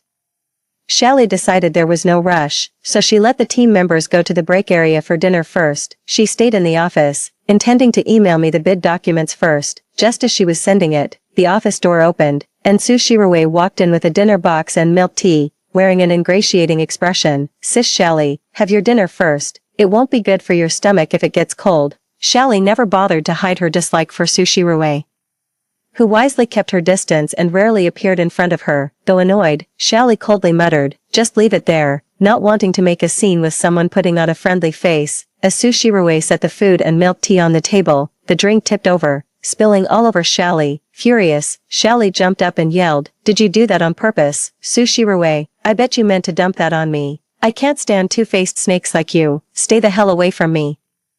Soo Shirue burst into tears at once, sobbing as she reached for a tissue to wipe her face. In a fit of anger, Shelly shoved her away and headed to the restroom to clean her clothes. When she returned, she found the mess of spilled milk tea on the table and floor had been cleaned up. Shelly looked furious. I came back and saw she'd cleaned up the spilled milk tea, and I actually felt guilty for yelling at her. I was about to apologize, but when I went to her desk, she'd already left for the day. If I'd known what she was really up to, I would have slapped her right then and there. She was filled with regret and self-blame afterward. This is all my fault. I forgot to shut down my computer before leaving. The company suffered such a huge loss because of me. Don't blame yourself. No one could have guessed there was a mole in the company. Plus, she's technically my father's adopted daughter. So it's only natural you let your guard down, Soo-yeon chimed in. Figuring out who's to blame isn't the priority now. Since Gigi trusts you, I'll trust you too. Based on what you've said, Soo Shirue is most likely the mole, but we don't have proof. The most urgent thing is to find evidence, force her to reveal the buyer's identity, and then call the police to minimize the damage. I quickly shared the solution that came to mind and discussed it with them. I sent a message to everyone working overtime at the company tonight. A major company secret has been leaked. All staff working overtime tonight must return to the office immediately. Before long, everyone had arrived. I gave a brief rundown of the situation, and everyone looked grim. I pointed at Shally. Shally, only you and I have handled the bid documents. I would never leak confidential information to harm my own company, so you need to explain this. Shally's face was flushed with anger. Suji, we've worked together for 2 years. Don't you know what kind of person I am? How could I possibly betray the company? She shot a venomous glare at Soo Shirue. Tonight, she was the only one who had access to my computer. She deliberately spilled milk tea all over me, and while I was in the restroom cleaning up, she copied the bid documents and leaked them to someone else. Soo Shirue's face was a mask of shock and hurt. Shally, how could you say that about me? I meant well. I was worried you'd get sick eating cold food. I admit I spilled the milk tea by accident, but I cleaned it up right away. I'm just an intern who's never even seen what a bid proposal looks like. How could I possibly steal it for someone else? Besides, we're family. Why would I ever sabotage our own company? Trembling with rage, Shally pointed at Soo Shirue and shrieked, "You scheming witch, I know it was you. Keep denying it and I'll scratch that lying face right off your skull. Then we'll see if you still refuse to admit it." I snapped coldly, "Enough, Shally, Shirue is right. She's been adopted by my family since childhood, and my parents treat her as their own daughter. I can't imagine what good it would do her if the company collapsed." Shally, after thinking it over, "It could only be you. If you tell us who the buyer is now, out of respect for our past relationship, I won't press charges. But if you refuse to talk, I'll have no choice but to let the police take you in for questioning." Shally still insisted she had done nothing wrong. I couldn't be bothered to argue any longer, so I immediately called the police. They arrived quickly, handcuffed Shally after assessing the situation, and escorted her out. All the bidding team members gathered around to plead for Shally. I snapped, "The company is about to collapse. If she doesn't confess, you're all fired." Exhausted, I waved my hand and told everyone to go home. Most people left first, but the bidding team's supervisor approached me and handed over a USB drive. "Boss, this is the backup proposal I prepared earlier for this bid. I think it could be useful for the company." I excitedly took the USB drive and looked at him gratefully. "Perfect. The company is saved now. Shaoshan, if we win the bid tomorrow, the company's value will double, and I'll promote you to manager."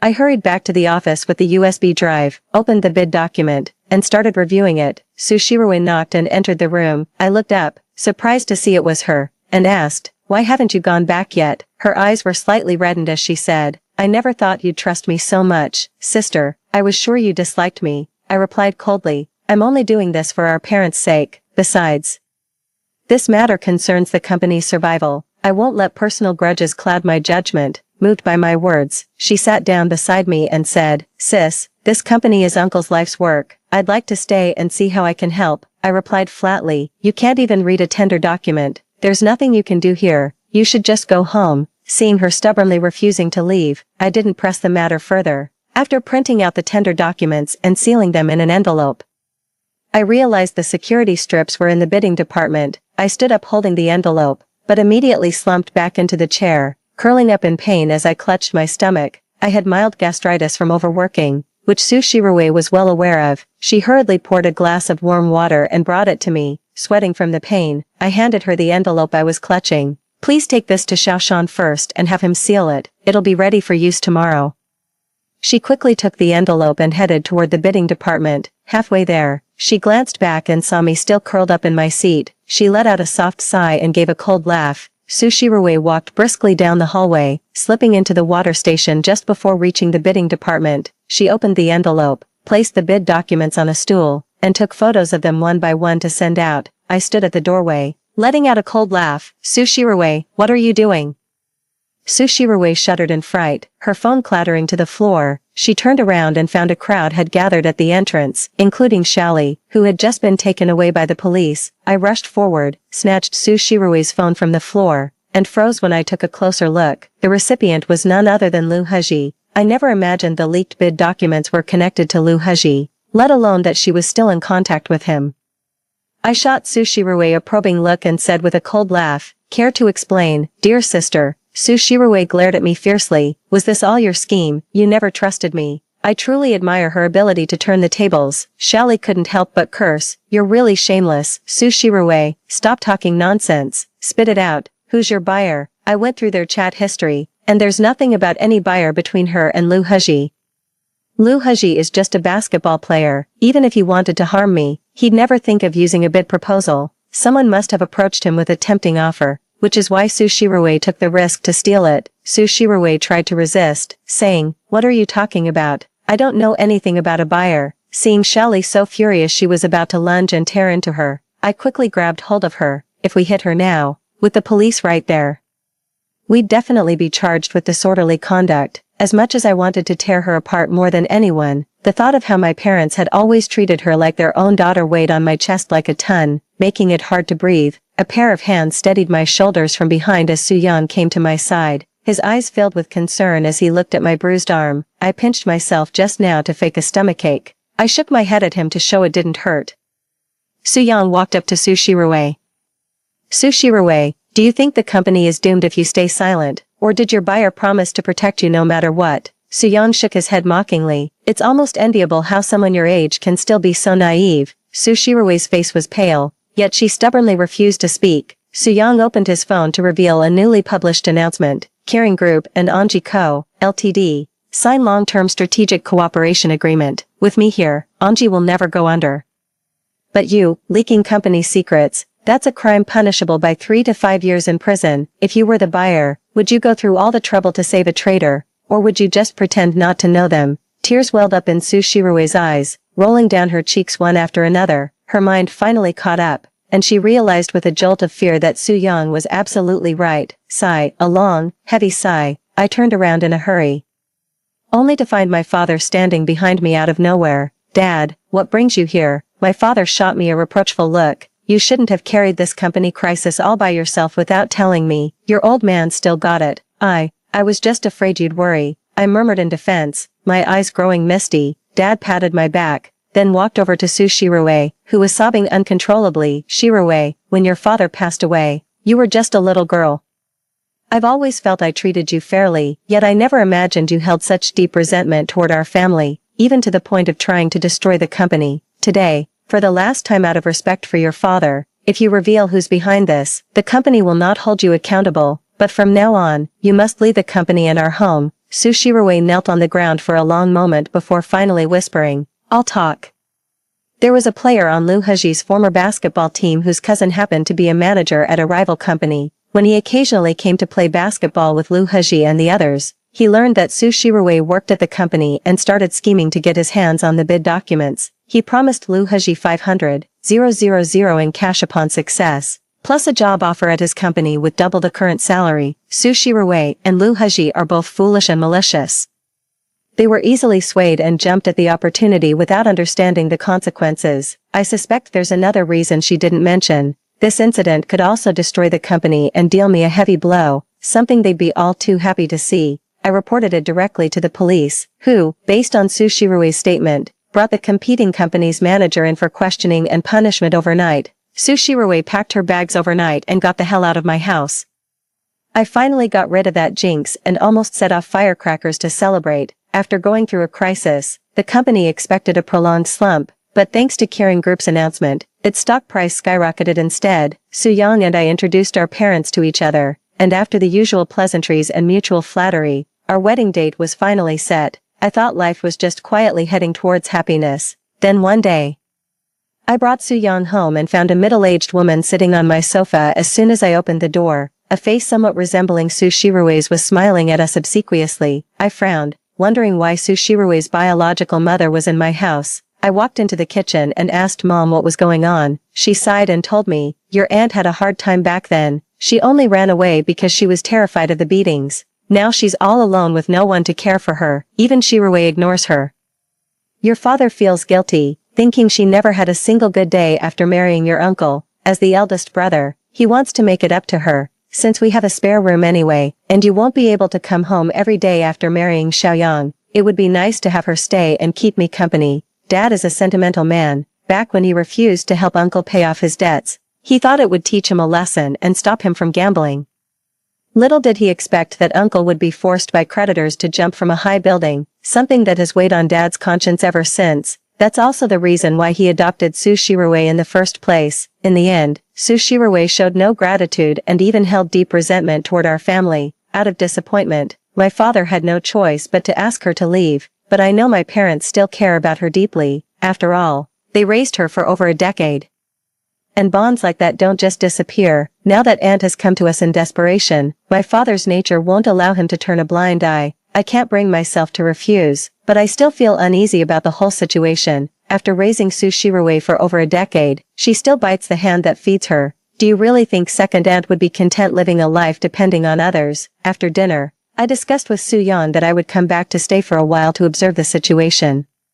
Although reluctant, Su Yan expressed his respect for my decision. He originally wanted to move in with me, but considering his workplace is too far from my place, he'd have to wake up 2 hours earlier every morning. My heart ached, but I still managed to coax him into going back to his own place. After a long, mushy phone call, I went downstairs to get some water. I spotted my aunt standing in the kitchen and called out to her. "Auntie," she was startled by me and turned around. "Oh, it's Xiaoji." Still awake, I noticed she was holding a cup too, probably also getting water. I gave a faint and casually brought up Su Shirue. Has Auntie Air been in touch with Shirue lately? Fury flashed in Auntie Air's eyes. That ungrateful girl. I tried to talk some sense into her about breaking up with that Lu fellow, and she had the nerve to yell at me and tell me to mind my own business. If I weren't her mother, why would I even care what happens to her? That Lu guy is jobless and broke.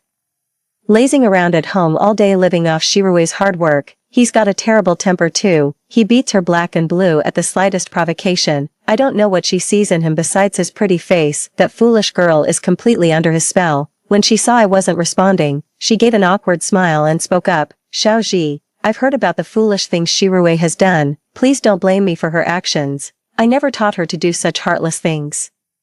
I finished the water in my glass with a light chuckle. "Auntie, let's not bring up those matters again. Since my father has decided not to pursue it further, I won't either. Please make yourself at home and consider it as keeping my mother company. I should be thanking you." Auntie chimed in cheerfully. "Oh, I always said Xiaoji is such a sensible child, 100 times better than that wretched Shirue." I made an excuse about being tired and headed upstairs, but my mind was in turmoil, unable to calm down. To my surprise, Su Shirue is still with Lu Heji. From what Auntie said, it sounds like Lu Heji often hits her. Su Shirue is such a money grubber. Even after Lu Heji had nothing left to offer, she still supported him without breaking up. I recall in our previous life, right before Lu Heji eloped, Su Shirue even urged him to mortgage the house. The house was fully paid for by my family. To put Lu Heji at ease, I added his name to the deed. In the end, Lu Heji secretly mortgaged the house, tricked me into signing the papers, and all the money ended up in Su Shirue's bank account. Would someone as calculating as Su Shirue really make a deal that's bound to lose money? While I'm all for them being stuck together and making each other miserable, something feels off about this whole situation. I just can't shake this nagging sense of unease. Lately, I've been so focused on family matters that I rush home right after work, which means I've been neglecting Su Yang for quite some time. He showed up at my office looking all pitiful, insisting that I treat him to dinner. I felt both amused and guilty. I had been neglecting him for days because of my aunt's situation, so it took quite a while to coax him out of his sulky mood and get him to smile. Su Yang and I decided to revisit our high school memories and drove to the area near our old school. Just as we parked the car, we heard faint rustling and murmuring coming from the vehicle next to us. "Someone, not here. Scared already? Weren't you laughing all cozy with that fat pig, acting like a total slut? Are you insane? He's just a customer from the shop. What's wrong with you?" Su Yang and I exchanged a glance, then simultaneously lowered our heads and quickened our pace to leave. After the sharp crack of a slap echoed through the air, a man strode out and came face to face with us. It was Lu Heji. Upon seeing us, He froze for an instant before narrowing his eyes to scrutinize me. Soo-young shifted position to block Lu Heji's line of sight, then took my hand and led me toward the night market street. I glanced behind the car and saw Su Shirue frantically straightening her clothes, her face marked by a swollen red slap. The night market street was as bustling as ever. There was every kind of snack and quick bite you could imagine. Soo-young and I strolled around while snacking, eventually stopping by an old wonton cart with Unspoken. We ordered 2 bowls of wontons and found a table to sit at. Back in my senior year of high school, I used to come here for a bowl after every evening study session. As he spoke, Soo-young fondly ran his hand over the table. It was worn with age but wiped clean, free of any greasy residue. I said in surprise, "Me too. And I always sit in this exact spot every time I come." Soo-young propped his chin on his hand and chuckled. "Seems like we've sat in this same seat at different times, eating the same wontons. That's kind of romantic, isn't it?" An ill-timed voice cut in. "If you knew she always eats with me, would you still find it romantic?" The moment I heard that, all the sweetness in my heart vanished, leaving nothing but disgust. Seeing me roll my eyes in exasperation, Soo-young chuckled and reached out to hold my hand, intertwining our fingers. I thought to myself that I shouldn't let some idiot ruin my good mood, but the jerk didn't leave. Instead, he sat down right across from us. I feel even more disgusted. Lu Heji plopped down unceremoniously and continued to disgust me. "Su-ji, you didn't come all this way just to reminisce about the days we shared a bowl of wontons, did you?" Soo-young waved our interlocked fingers right in front of his eyes. "Lu Heji, Gigi and I are getting married soon. Cut the vulgar, tasteless crap you use to amuse yourself at others' expense. If I hear another word of this nonsense, I won't hesitate to rearrange your face again." Soo-young spoke with a chilling threat lurking beneath his cheerful smile. Lu Heji's face darkened. Perhaps recalling their last physical altercation, he shouted toward the roadside, "What's taking you so long? Why are you dragging your feet?" Under the gaze of passers-by, Su Shirue reluctantly walked over and took a seat. "Why do we have to sit here? There are so many other spots." Lu Heji pulled her close with an arm around her shoulder. "What's the matter? Don't want to catch up with your sister and brother-in-law?" Su Shirue glanced at me but remained silent. Lu Heji continued, "Darling, your sister's getting married soon. How about we tie the knot on the same day?" Su Shirue turned pale, her body trembling slightly. I noticed her arms, hidden beneath her sleeves, were covered in bruises. And there were clear strangulation marks on her neck. It seems second aunt was right. Su Shirue really isn't doing well. The wontons were served, and the broth, sprinkled with seaweed and dried shrimp, smelled just as fragrant as it did years ago. I kept my head down, eating, just wanting to finish quickly and get as far away from these two as possible. Su Shirue suddenly called out to me, "Sis, when's the wedding? I'd love to come and give my blessings." "August 15th, what a perfect date," she murmured. "I'll definitely get you a proper wedding gift." She seems a bit off, but I'd rather not get involved. She made her choices step by step, so she should face the consequences. I have no interest in playing the saint and bearing others' burdens, especially for someone so ungrateful. After eating, I took a stroll with Soo-young before heading back to where we parked. Someone had keyed a deep scratch into the car's body. Since someone's handing me money on a silver platter, I'd be a fool to refuse. I immediately called the police. With footage from street cameras and my dashcam, Lu Heji was apprehended at the night market and taken to the station. After 10 days in detention, I slapped the repainting invoice in front of him, fuming but under the cop's watchful eyes. He had no choice but to transfer the compensation. Just as Soo-young and I had finally vented our frustration and were feeling relieved, my mom called, her voice trembling with panic. "Gigi, come to the hospital quickly. Your dad has passed out." Soo-young and I rushed to the hospital as fast as we could. Dad is still in critical care, while Mom sits pale-faced in a chair, her eyes fixed intently on the emergency room door. My legs gave way beneath me, but Soo-young caught and steadied me, guiding me over to where Mom was sitting. "Mom, what happened? How could Dad collapse out of nowhere?" I don't know either. After lunch, he said he felt dizzy and wanted to lie down. So I helped him to bed, but by the afternoon, he still hadn't gotten up. I tried to wake him to have some fruit, but he was completely unresponsive. I knew something was wrong right away and called 120 immediately. Mom tried to keep her voice steady and speak clearly, seeing how pale I was. She smiled and comforted me. "It's nothing serious. Your father has high blood pressure. It's an old issue. Don't be scared." But her tightly clenched, trembling hands gave her away. I held Mom in my arms and gently patted her back, just as she used to comfort me when I had nightmares. "It's going to be okay, Mom. Dad will be fine." Mom finally broke down, sobbing quietly in my arms. My heart ached terribly. With Dad collapsing, Mom had only me to rely on. Yet I was so panicked that she ended up comforting me instead. The emergency room lights finally went off, and as the door opened, Soo-young rushed forward. "Doctor, how is the situation?" The doctor removed his mask with a serious expression. "The patient has severe hypertension and must be careful with their diet. No cutting corners." Fortunately, they were brought in just in time, and the surgery went relatively smoothly. "Please go ahead and complete the admission procedures." My anxiety finally eased, and Soo-young followed the doctor to handle the hospitalization. I had intended to take my mom home first, but she insisted on going to the hospital room, so I helped her there. I had her lie down on the waiting room chair for a while and told her I was going home to pack some of Dad's clothes. Soo-young drove me back. I was so weak and shaky that I couldn't have driven myself. Soo-young comforted me while driving, and I gradually calmed down. Suddenly, a person came to mind.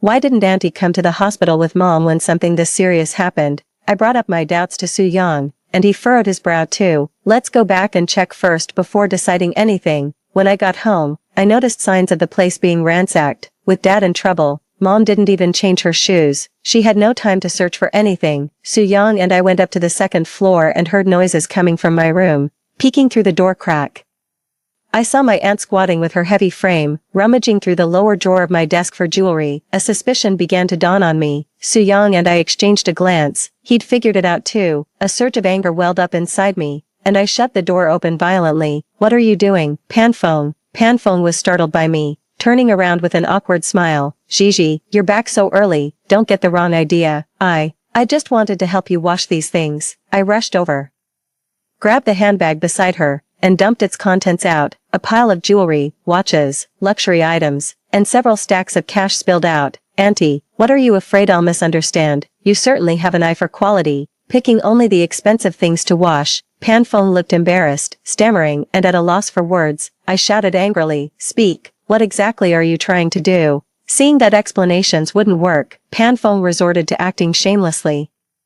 "I just wanted to take some things to sell for money. I've been at your place for so long, and you never give me any spending money. I had to find a way myself." I gritted my teeth. "Stop pretending, Panfong. My father's in the hospital. Don't you dare say you didn't know." Panfong broke out in a cold sweat. What does that have to do with me? I'm not a doctor." I glared at her coldly, wishing I could tear her apart. "Panfong, you had nowhere to go. My parents took you in, fed you, clothed you. What did you lack? Why would you poison my father?" Panfeng's eyes widened as she stammered. Don't you dare make baseless accusations. I never drugged anyone." Just then, Soo-young rushed to the doorway, his face pale with panic, and shouted, "Gigi, it's terrible. The hospital said Dad didn't make it. They've declared him dead." Hearing this, Panfeng's legs gave way and she collapsed to the floor, muttering in disbelief. "That can't be," she said. "It would be fine.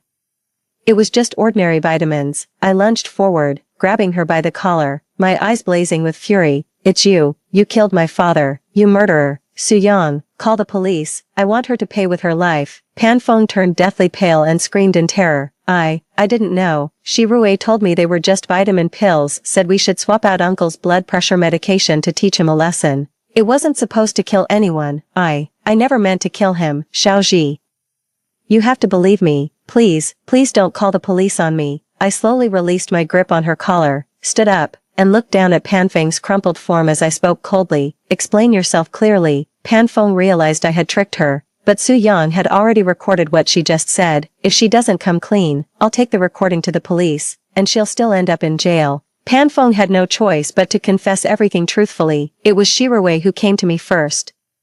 She said that my uncle was responsible for my father's death, and now he's cutting ties with her over money. She also claimed your family kept me here just to humiliate me by treating me like a servant." I didn't actually think that way at first, but she kept saying it over and over until I started feeling resentful. Later she approached me and said my uncle has high blood pressure and takes medication daily. She told me to swap his blood pressure pills with regular vitamins to teach him a lesson. She said nothing bad would happen, just that he'd feel dizzy and uncomfortable for a while. When I saw the ambulance take my uncle away at noon, I panicked. The longer I stayed, the more terrified I felt, so I thought about grabbing my things and running. I swear I never meant to actually harm your father." Shirue again. I gritted her name in my mind, wishing I could tear her apart limb from limb. I said coldly to Panfeng, "Where are the drugs?" I followed Panfeng downstairs, took out a few pills, and put them in a small bag. Then I stared coldly at Pan Feng. You've been used by Su Shirui. She's trying to get you to kill my family. Pan Feng's face turned deathly pale. How could this be? I'm her biological mother. Did you ever treat her like a daughter? Do you really think she sees you as her real mother, Pan Feng?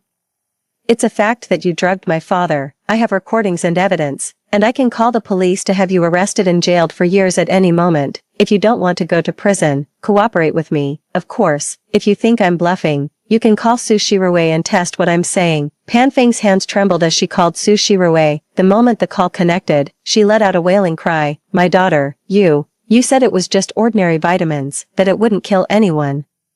Your uncle, he was rushed to the hospital at noon, and I just heard from Suji that he didn't make it. He's dead. Suji says he's going to call the police now. What should we do? A light laugh came from the other end of the line. Dead. Good. You're the one who administered the drug. If the police come, they'll arrest you. What's that got to do with me? Pan Feng shouted in stunned anger. You wretched girl, you set me up. I'm your mother. Su Shirui said coldly. Stop shouting. If you don't want to go to jail, do exactly as I say. Go cook a pot of porridge now. Mix in the medicine I'll give you later. Then take it to the hospital and convince Suji and her mother to eat it. Don't worry. This drug is odorless and tasteless. The police won't detect it. Once they're both dead, I'll be the legal heir to their family estate. Then I can give you as much money as you want. Pan Feng stared blankly at the hung-up phone. I've already recorded that conversation. Do you believe me now? Pan Feng nodded mechanically. Give me the medicine she gave you earlier. Pan Feng returned to the room and handed me a small paper packet containing a white powder. I packed everything into a small bag and handed it to Su Yang's assistant to take to the hospital for testing. After finishing everything, I stared coldly at Pan Feng. Mark my words, if you actually do everything she says, you'll be her last target. All she has to do is point the finger at you as the culprit to the police. The drugs went through your people. You won't have a leg to stand on. Pan Feng was both shocked and terrified. It didn't take long for her to connect the dots, and she offered to cooperate with me. I asked her to cook a pot of congee, then sent a message to Su Shirui.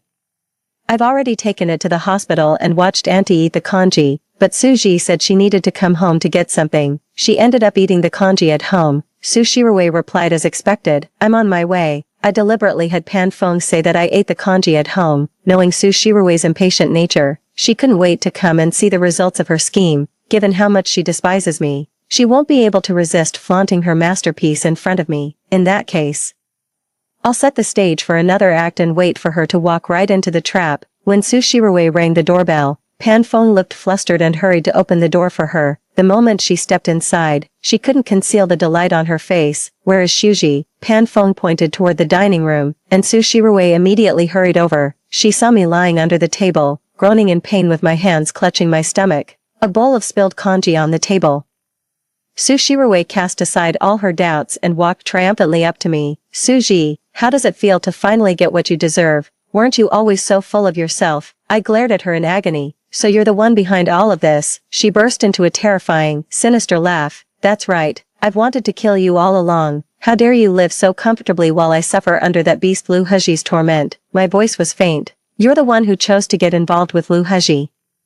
Yet you blame me for it. She glared at me with vicious eyes. Do you think I don't want to leave? That monster Lu Heji filmed videos of me. He threatened me, said he'd post them online and send them to my workplace and home if I dared to break up with him, for everyone to see. How could I possibly escape? You saw the bruises on me that day, yet you turned a blind eye. You're an accomplice too. If you had helped me, none of this would have happened. Suji, this is your karma. Your family's lives are my wedding gift to you. Do you like it, sister? As if struck by a thought, she burst into loud laughter. Oh, and I've already sent your beloved Lu Heji ahead to keep you company. Don't thank me. Suji. I chopped him into pieces, fed some to the dogs, tossed the rest into the river. He'll never lay a hand on me again. No one ever will. Her expression was deranged, as if possessed by madness. Suji, I'll take good care of everything you left behind. Your home, your company. It's all mine now. Ha ha ha. If you're feeling too lonely over there, I'll find a way to send your precious Su Yang to join you. I could barely keep up the act, fury blazing in my eyes. Pan Feng rushed in with a panicked look. Trouble. There are cops everywhere outside. What's there to fear? They're all here for you. Pan Feng stared at her in shock. What did you just say? Su Shirui's expression was icy cold. Mom, don't be a stumbling block for me. Just die quietly. The police burst into the room. Su Shirui instantly switched to a fragile, terrified expression, pointing at Panfeng and screaming, "It was her. She's the one who poisoned my uncle's entire family." The police swarmed in and pinned Su Shirue to the ground. In disbelief, Su Shirue struggled and screamed, "You've got the wrong person. I'm not the killer. She is." Her cries cut off abruptly as she watched Su Yang walk over to help me up. And I dusted myself off, trembling. She couldn't utter another word. I said to her with a laugh, "Dear sister, I just tricked you not long ago. How come you haven't learned your lesson?" Her eyes red and swollen, she glared at Panfeng, struggling desperately to lunge at her. "You lied to me, Mom. How could you team up with her to deceive me?" Panfeng spat in her direction. "Ha, just moments ago you were wishing me dead, and now you're calling me Mom, if I don't team up with her. Should I just wait around for you to finish me off?" I crouched down in front of her, staring coldly. "This time, no one's going to plead for you, Su Shirue. Someone like you deserves to rot in prison. You'll never get another chance to harm anyone again." Later, the police fished Lu Heji's mangled remains from the river. Some parts had already been devoured by wild dogs. The hospital also confirmed that she had swapped my father's medication with diet pills, which can cause elevated blood pressure and nervous excitement, a deadly combination for hypertension patients. That bag of white powder was highly toxic potassium cyanide. Combined with Panfeng's testimony and the phone recordings, Su Shirue was found guilty of premeditated murder. With multiple charges consolidated, she was sentenced to life imprisonment. I watched her become hysterical in the courtroom before being dragged away, seething with resentment. When I told my parents at the hospital everything that had happened, they were both deeply moved and horrified, realizing that their strong sense of loyalty had nearly put our entire family in danger. Panfeng was too ashamed to stay with us any longer, so I gave her some money to return to her hometown and open a small shop for her retirement. After everything was settled, the day finally arrived on the 15th of August, and I married Su Yang amidst a chorus of blessings. Story 2. The scion of a wealthy family was reborn. After regaining consciousness, he immediately ordered the hospital to transfuse all the rare panda blood to his beloved, who was injured in a car accident, neglecting me who was also hit. In his previous life, he felt so guilty for hitting me that he devoted all his resources to me. As a result, his beloved died from loss of blood. He resented me. "If it weren't for you, Xian would have been able to give birth to our baby soon." This time, seeing him divert all the blood supplies, I couldn't help but laugh. After all, he didn't know that the child his beloved was carrying wasn't his. I had been married to Shenwan for 6 years, pulling his teetering family empire back to its peak. I devoted everything, whether it was resources from my family or my own, selflessly. This was because when Shenwan and I were both in a car accident, he directed all the medical resources to me. That day, I was waiting by the roadside for him when his car suddenly lost control and headed straight towards me. I was scraped by the car, hitting the back of my head on the ground, while the car went on to crash into the guardrails. Shenwan saved me first. This incident made my previously indifferent parents agree to our marriage. "Before I got married," they said, "we don't ask for you to be extremely wealthy in this life, but the fact that Shenwan chose you between 2 women proves his love." So, we got married, but on the day we registered our marriage, Shenwan's beloved passed away. I remember when he received the news, he stood there, stunned. It was then I learned that when I was rushed to the hospital, Shenwan had forced the hospital to use the last 2 bags of panda blood on me. However, he quickly regained his composure, chose to proceed with our marriage registration, and even spent a long time chatting and laughing with my father at our home. From then on, everyone said that Shenwan must have truly loved me. Yet, I felt somewhat guilty and resolved to support him and help him. But after enjoying the resources from my family and seeing the Shin family slowly regain their strength, they changed. They began to psychologically manipulate me, making things extremely difficult.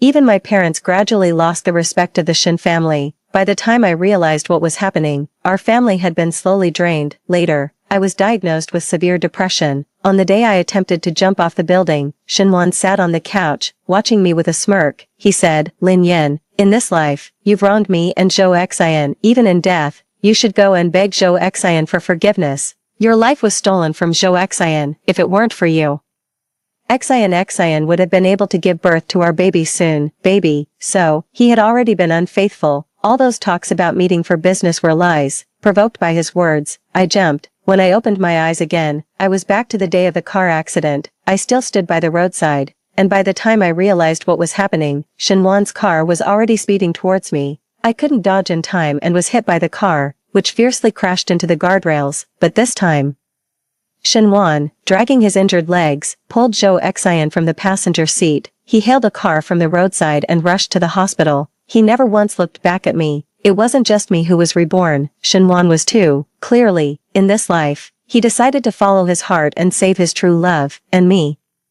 Wouldn't Yen have to live with guilt for the rest of her life? I love Yen, which is why I don't want her to bear the burden of a life lost. How absurd. The accident happened in Zhou Xian's car. Why should I be the one to bear the burden? Yet, what's even more ridiculous is that in my past life, I was actually fooled by his words. How can the living argue against the dead? Even though Zhou Xian was at a place she shouldn't have been, her death settled all disputes. Every time I brought up this matter, Shinwan would look at me coldly. Lin Yen, since Zhou Xian died because of you, must you really quibble with the dead? In my past life, such words suffocated me. Even outsiders would say, hey, if it wasn't for your distrust of their innocence, Shinwan wouldn't have driven so fast to find you. Your jealousy killed someone. Remembering these comments, I couldn't help but leave the bedroom. Standing at the top of the stairs on the second floor, I looked down on Shinwan and sneered. I'm sorry, Mr. Shen, but I think our engagement needs to be called off. Shinwan, ignoring my parents' attempts to stop him, ran up to the second floor. He gripped my arm tightly, unconcerned about the injuries on my body. Why, Yen? I know you're upset about this, but I did it all for you. If she had died, everyone would point fingers at you. I looked at him as if he was a fool. Shinwan, if anyone should be pointed at, it should be you. We're engaged, and you bring your first love to race to me. Even if she hadn't died from it, wouldn't it still be because you were driving too fast? What does that have to do with me? After saying that, I turned and went back to the bedroom. The dowry will be returned to your family's account. Don't come here again. Even looking at him made me feel sick. This kind of man, who lacks responsibility, always finds a way to pass the blame on to others. After driving Shinwan away, I contacted someone. Although the Shin family has fallen, they are still wealthy. His car wasn't insured after the accident, which gave me the opportunity to have a friend take his dash cam. My friend retrieved the surveillance footage from the day of the accident and sent it to me. The video showed Zhou Xian and Shinwan getting into the car together at 11 a.m., and the scene in front of the car was a 5-star hotel. Seeing this, I laughed. I laughed at Shinwan's lies in my past life, and how foolish I was to be deceived all my life. While I was angry, the video captured their conversation. 1. Will you come back to the hotel with me tonight? Shinwan clicked his tongue. And Zhou Xian giggled and said, stop it, I'd like to, but Lin Yen wants me to have dinner with her. So annoying. If it wasn't for her family's resources, I wouldn't give her a second glance. As they talked, the car's speed noticeably increased. They kept chatting in the car, mostly belittling me. Xian, only you understand the thrill of racing like this. If it were Lin Yen, she'd definitely tell me to slow down, saying it's dangerous. So annoying. Zhou Xian laughed, and after a moment, in a sugary voice, she asked, is that all? How about other aspects? Who's better? Right after she spoke, Shinwan's car crossed the yellow line in the middle of the road. A truck on the opposite side honked, followed by a sharp turn. Damn it, I was seething with anger, hating this deceitful pair to my core. What nerve, already engaged to me and yet cheating. And not just cheating, but flirting while driving. If they hadn't been distracted by their flirting, the accident might never have happened. Zhou Xian's death in her past life was half due to Shinwan and half due to herself. Poor me, an unrelated victim caught in their mess. I was completely manipulated to my breaking point. I clenched my phone tightly, vowing to see that despicable couple get their comeuppance in this lifetime. After recovering somewhat, I went for a follow-up at the hospital. To avoid running into that detestable pair, I deliberately chose a different hospital, yet, unexpectedly, I still ran into Shinwan. The moment we met at the clinic's entrance, I couldn't help but roll my eyes at him. I intended to ignore him, but Shinwan called out to me with what he believed was a charming voice. Why are you at this hospital? Somewhat speechless, I politely responded. The other hospital feels unlucky. I didn't want to go there. I thought that would anger Shinwan. However, far from being angry, he laughed and, without further ado, grabbed my hand and started walking. Shinwan, I protested as he held on tight, not letting go until we were behind the hospital building where I finally managed to pull my hand free. Shinwan, are you out of your mind? I told you I want to call off our engagement, and the dowry has been returned. Can't you understand? Leaning against the wall with his hands in his pockets, Shinwan looked at me. An inexplicable fondness in his eyes that made my skin crawl. Yen, I know you're jealous. If saying this makes you feel better, then go ahead, but you must reply when I message you. No more antics. Jealous, I laughed in disbelief. After spending 6 years together in a previous life, I never realized just how narcissistic Shinwan could be. Or did he truly believe that in his past life I was hopelessly in love with him? Fine, then explain this. Why was Zhou Xian in your car that day?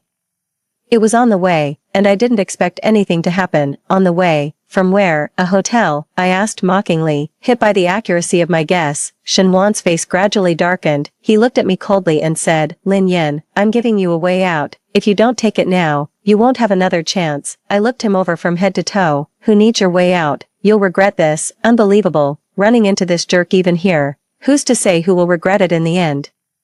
According to a friend, Shinwan has been staying at the hospital with Zhou Xian. Shin's grandfather has been furious about it several times, but Shinwan doesn't seem to care. After my recovery, I started working as an assistant for my father. Dad, the Shin family is still using our name to deceive people. I think we should announce the cancellation of our engagement. My father was all for cutting ties with the Shin family. That very day, I posted on social media, declaring the cancellation of our marriage alliance. That afternoon, both my father's and my phones were ringing off the hook. Lin Yin, what's happening? Are you really not getting married? My friends deserved the truth. After hearing the full story, tisk tisk sounds came through the phone. That's disgusting. I'm going to have my dad stop all collaborations with them. Hearing the last comment, I smirked with satisfaction. I quickly counted. In just one afternoon, the Shin family must have received over a dozen cancellation orders. This was exactly what I wanted to see. After work, my dad and I headed home together. Seeing Shinwan at our doorstep, my dad snorted, Daughter, shall we move? Having that filth at our doorstep every day, even the god of wealth wouldn't want to visit. Amused by my dad's serious tone, I ignored Shinwan and headed inside. But as I entered,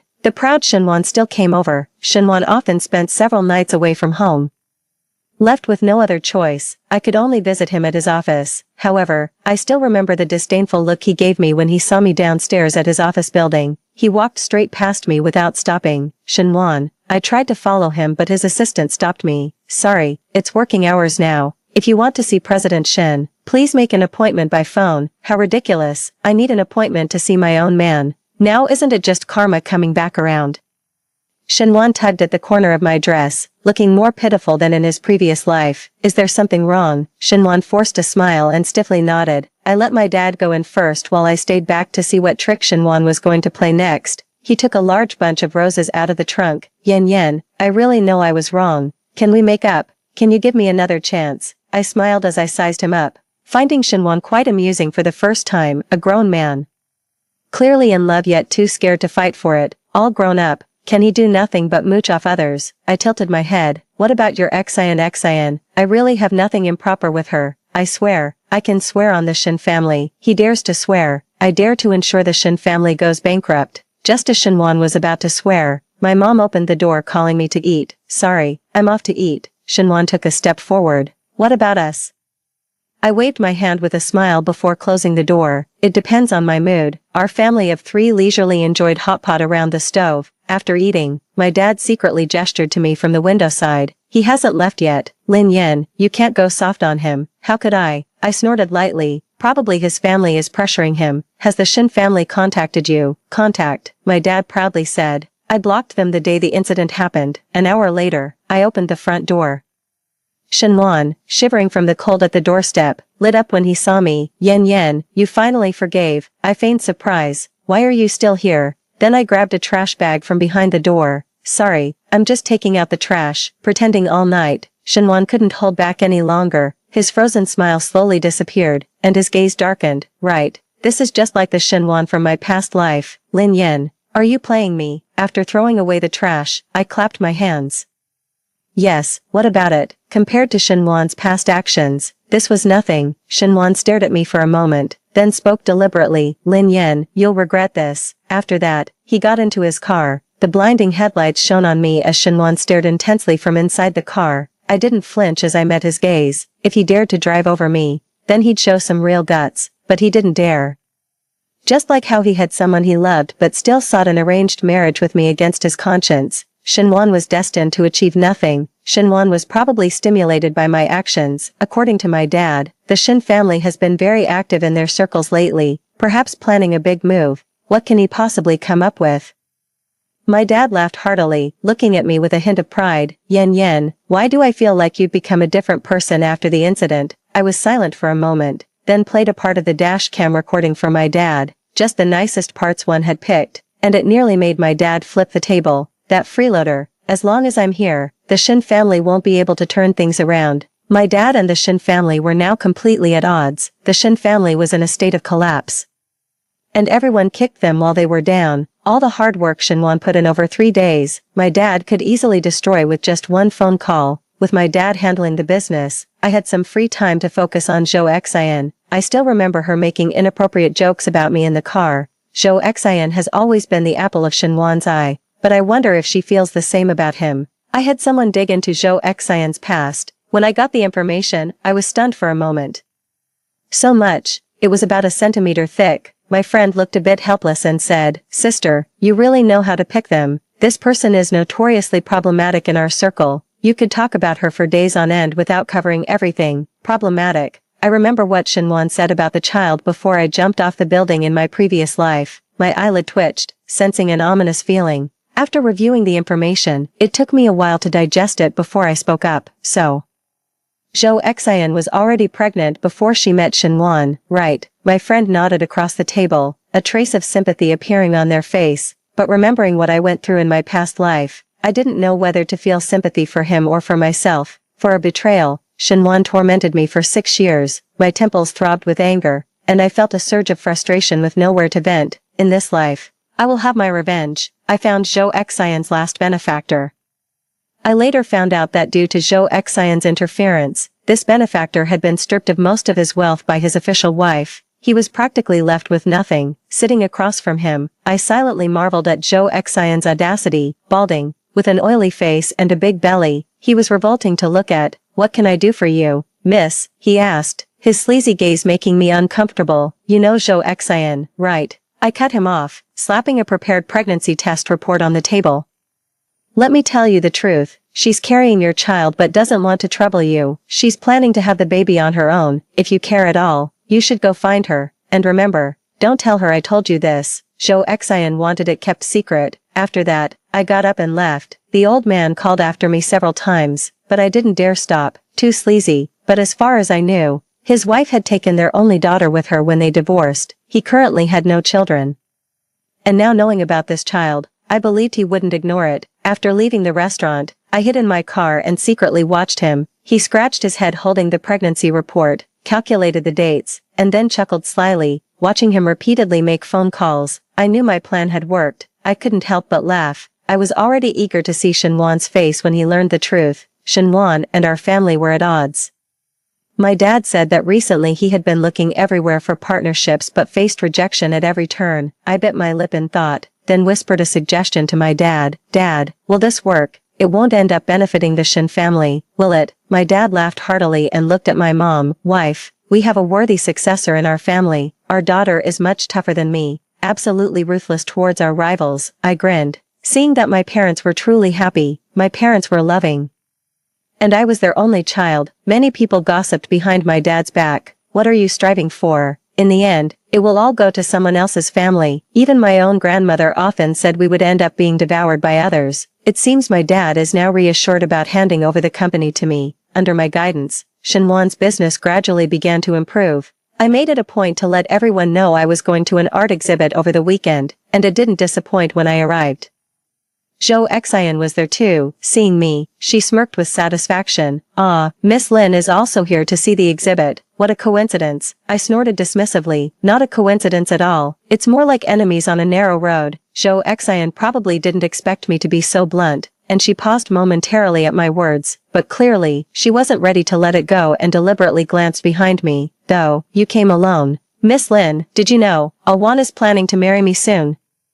You better hurry up. I hear you're 25 already. If you don't get married soon, no one will want you." Right.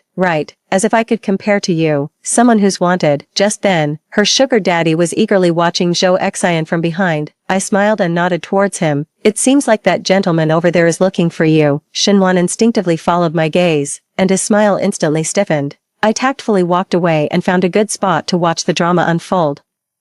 As soon as the older man approached, Zhou Xian lowered her head and walked away. The two of them moved to a less crowded area, where the man puckered up for a kiss but Zhou Xian pushed him away sharply. Xin, what's wrong? Don't you miss me after all this time? It was obvious from her face that Zhou Xian was genuinely disgusted. Understandable. No matter how trashy Shenwan was, he at least had a decent appearance. This old man, though, what are you doing, Mr. Zhang? We broke up 3 months ago.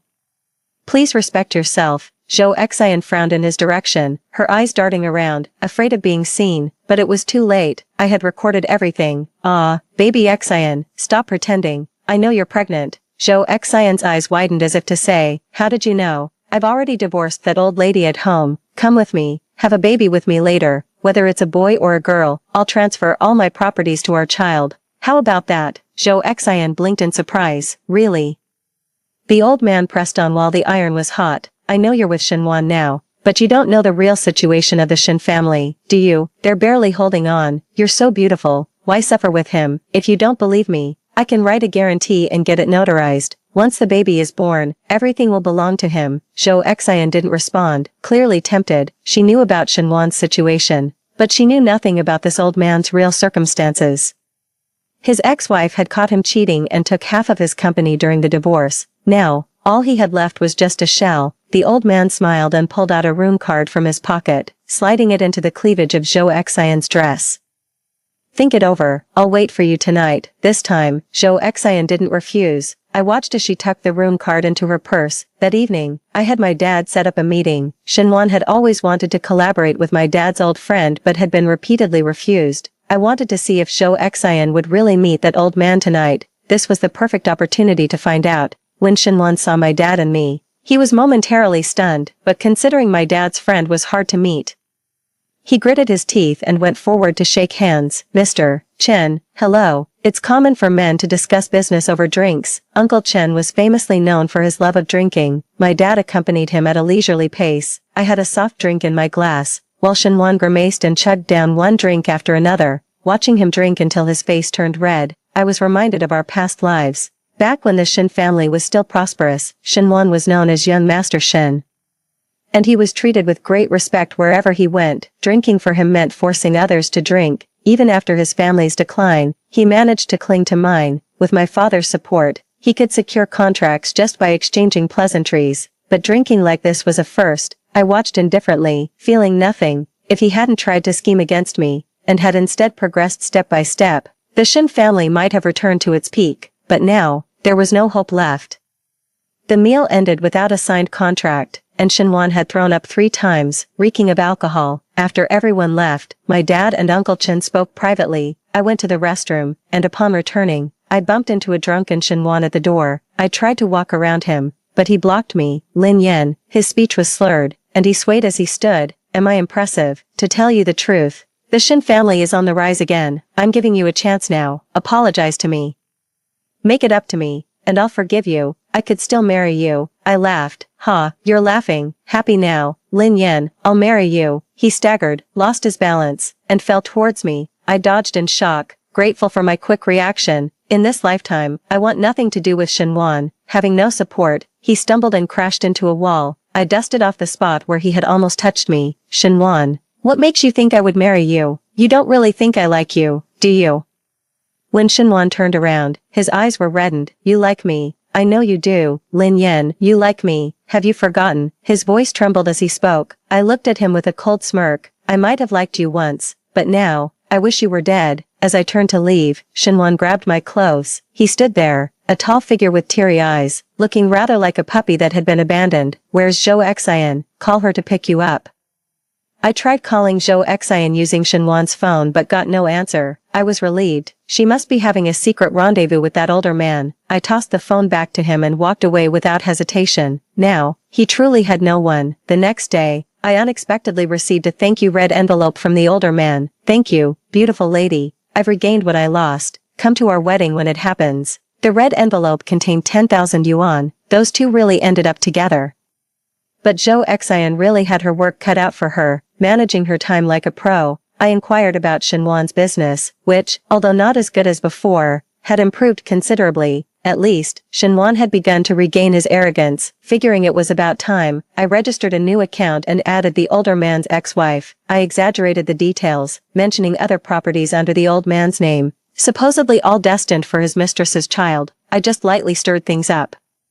The fire across instantly erupted into flames. That afternoon, I went to Zhou Xian's place to stake out. About an hour later, the old man's ex-wife showed up with a crew in tow. The door was answered by Shinwan, carrying himself with the air of a domineering CEO. He scowled and asked, "Who are you looking for?" The ex-wife, clearly not someone to be trifled with, didn't waste a word and had her people push past Shinwan to burst inside. Minutes later, Zhou Xian was dragged out, screaming at the top of her lungs, "What kind of people are you, breaking into homes in broad daylight? I'm calling the police, you're breaking the law." As soon as she mentioned the law, the ex-wife slapped her across the face, left and right. "Breaking the law? I'm breaking the law by hitting you, but you being a homewrecker and destroying families isn't illegal." The accusation of being a mistress also confused Shinwan. Still, he didn't hesitate to shield Zhou Xian behind him. "Ma'am, you must have mistaken her for someone else. This is my girlfriend, and we're about to get married. She's not the mistress you're talking about, so leave now." Zhou Xian, upon seeing this woman, seemed as frightened as a mouse seeing a cat. Apparently, she had been frightened by a previous encounter. Now, she clung to Shinwan like he was her last lifeline. "Wan, hurry up and call the police." The woman blinked and then suddenly smiled. "Wan,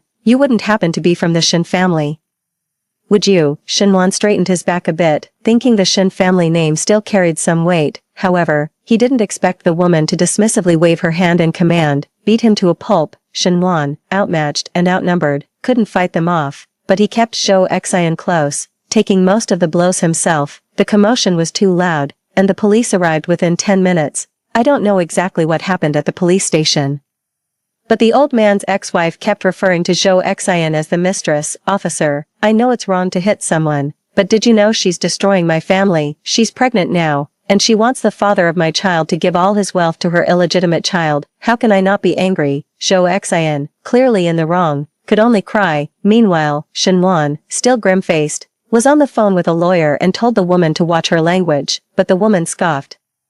"I see you've been fooled by this vixen too, still getting married, marrying someone like her. Aren't you afraid it'll dirty you?" Shinwan's face was so dark it looked like it could drip ink. I sat in the car eating popcorn, thoroughly enjoying the drama. The only regret was that I didn't witness the scene at the police station. I only know that half an hour later, the old man rushed over in a frenzy. Soon after, the police escorted a few people to the hospital. I silently followed behind, keen on keeping up with the drama. I guess it was a case of each party sticking to their story, and the police, out of options, had them go for a paternity test. But during the paternity test, Zhou Xian was very uncooperative, hiding behind Shinwan.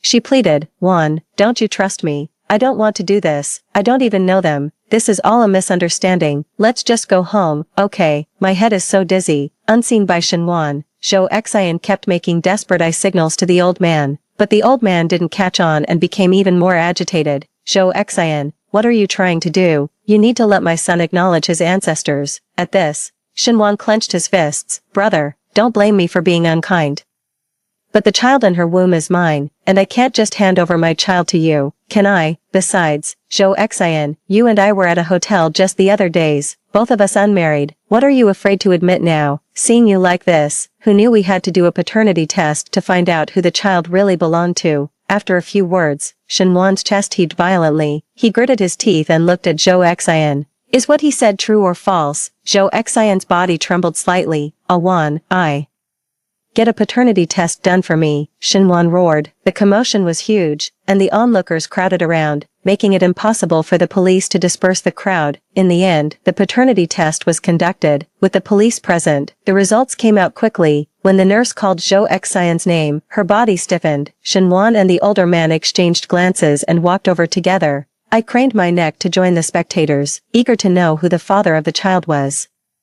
The smile on the old man's face gradually froze. Was it really Shinwan's child? But Shinwan's expression seemed off too. After exchanging looks, Shinwan turned and strode rapidly towards Zhou Xian. Under everyone's gaze, Shinwan actually grabbed Zhou Xian by the neck. "Zhou Xian, what else are you hiding from me? Who is the child's father really?" The police quickly rescued Zhou Xian from Shinwan's grasp. Everyone looked at each other in disbelief.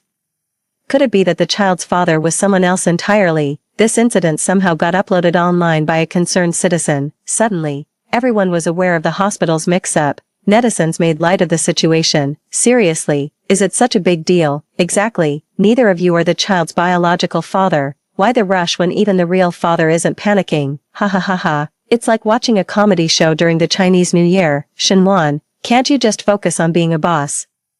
Must you complicate love? I laughed out loud. I heard that Zhou Xian was thrown out of the house by Shenwan that very night. Shenwan was dejected for a long time. It was only half a month later that he reappeared at the company. It seemed like he was struck by love and decided to dedicate himself fully to his career. Due to the hospital incident, everyone felt that Shenwan was truly unfortunate. Despite everything, he managed to gain a bit of a positive reputation online.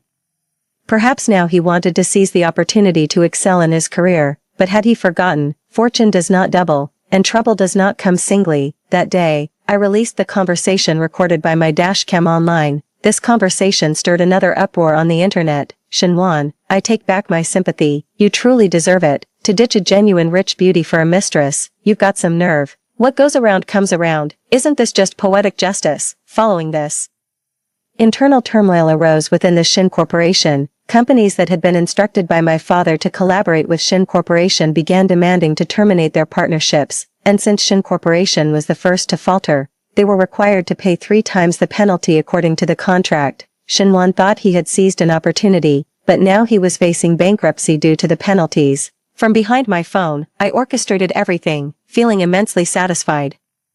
Shenwan, everything you did to me in our past life, I've returned it all. Shin Corporation really went bankrupt. My father considered acquiring it, but I really despised the bad luck. Shenwan was burdened with huge debts and was reportedly hiding from creditors everywhere. As for Zhou Xian, due to her role as the other woman, she was ostracized by society. She was no longer welcome in high society circles. Anyone who went online knew of her glorious deeds.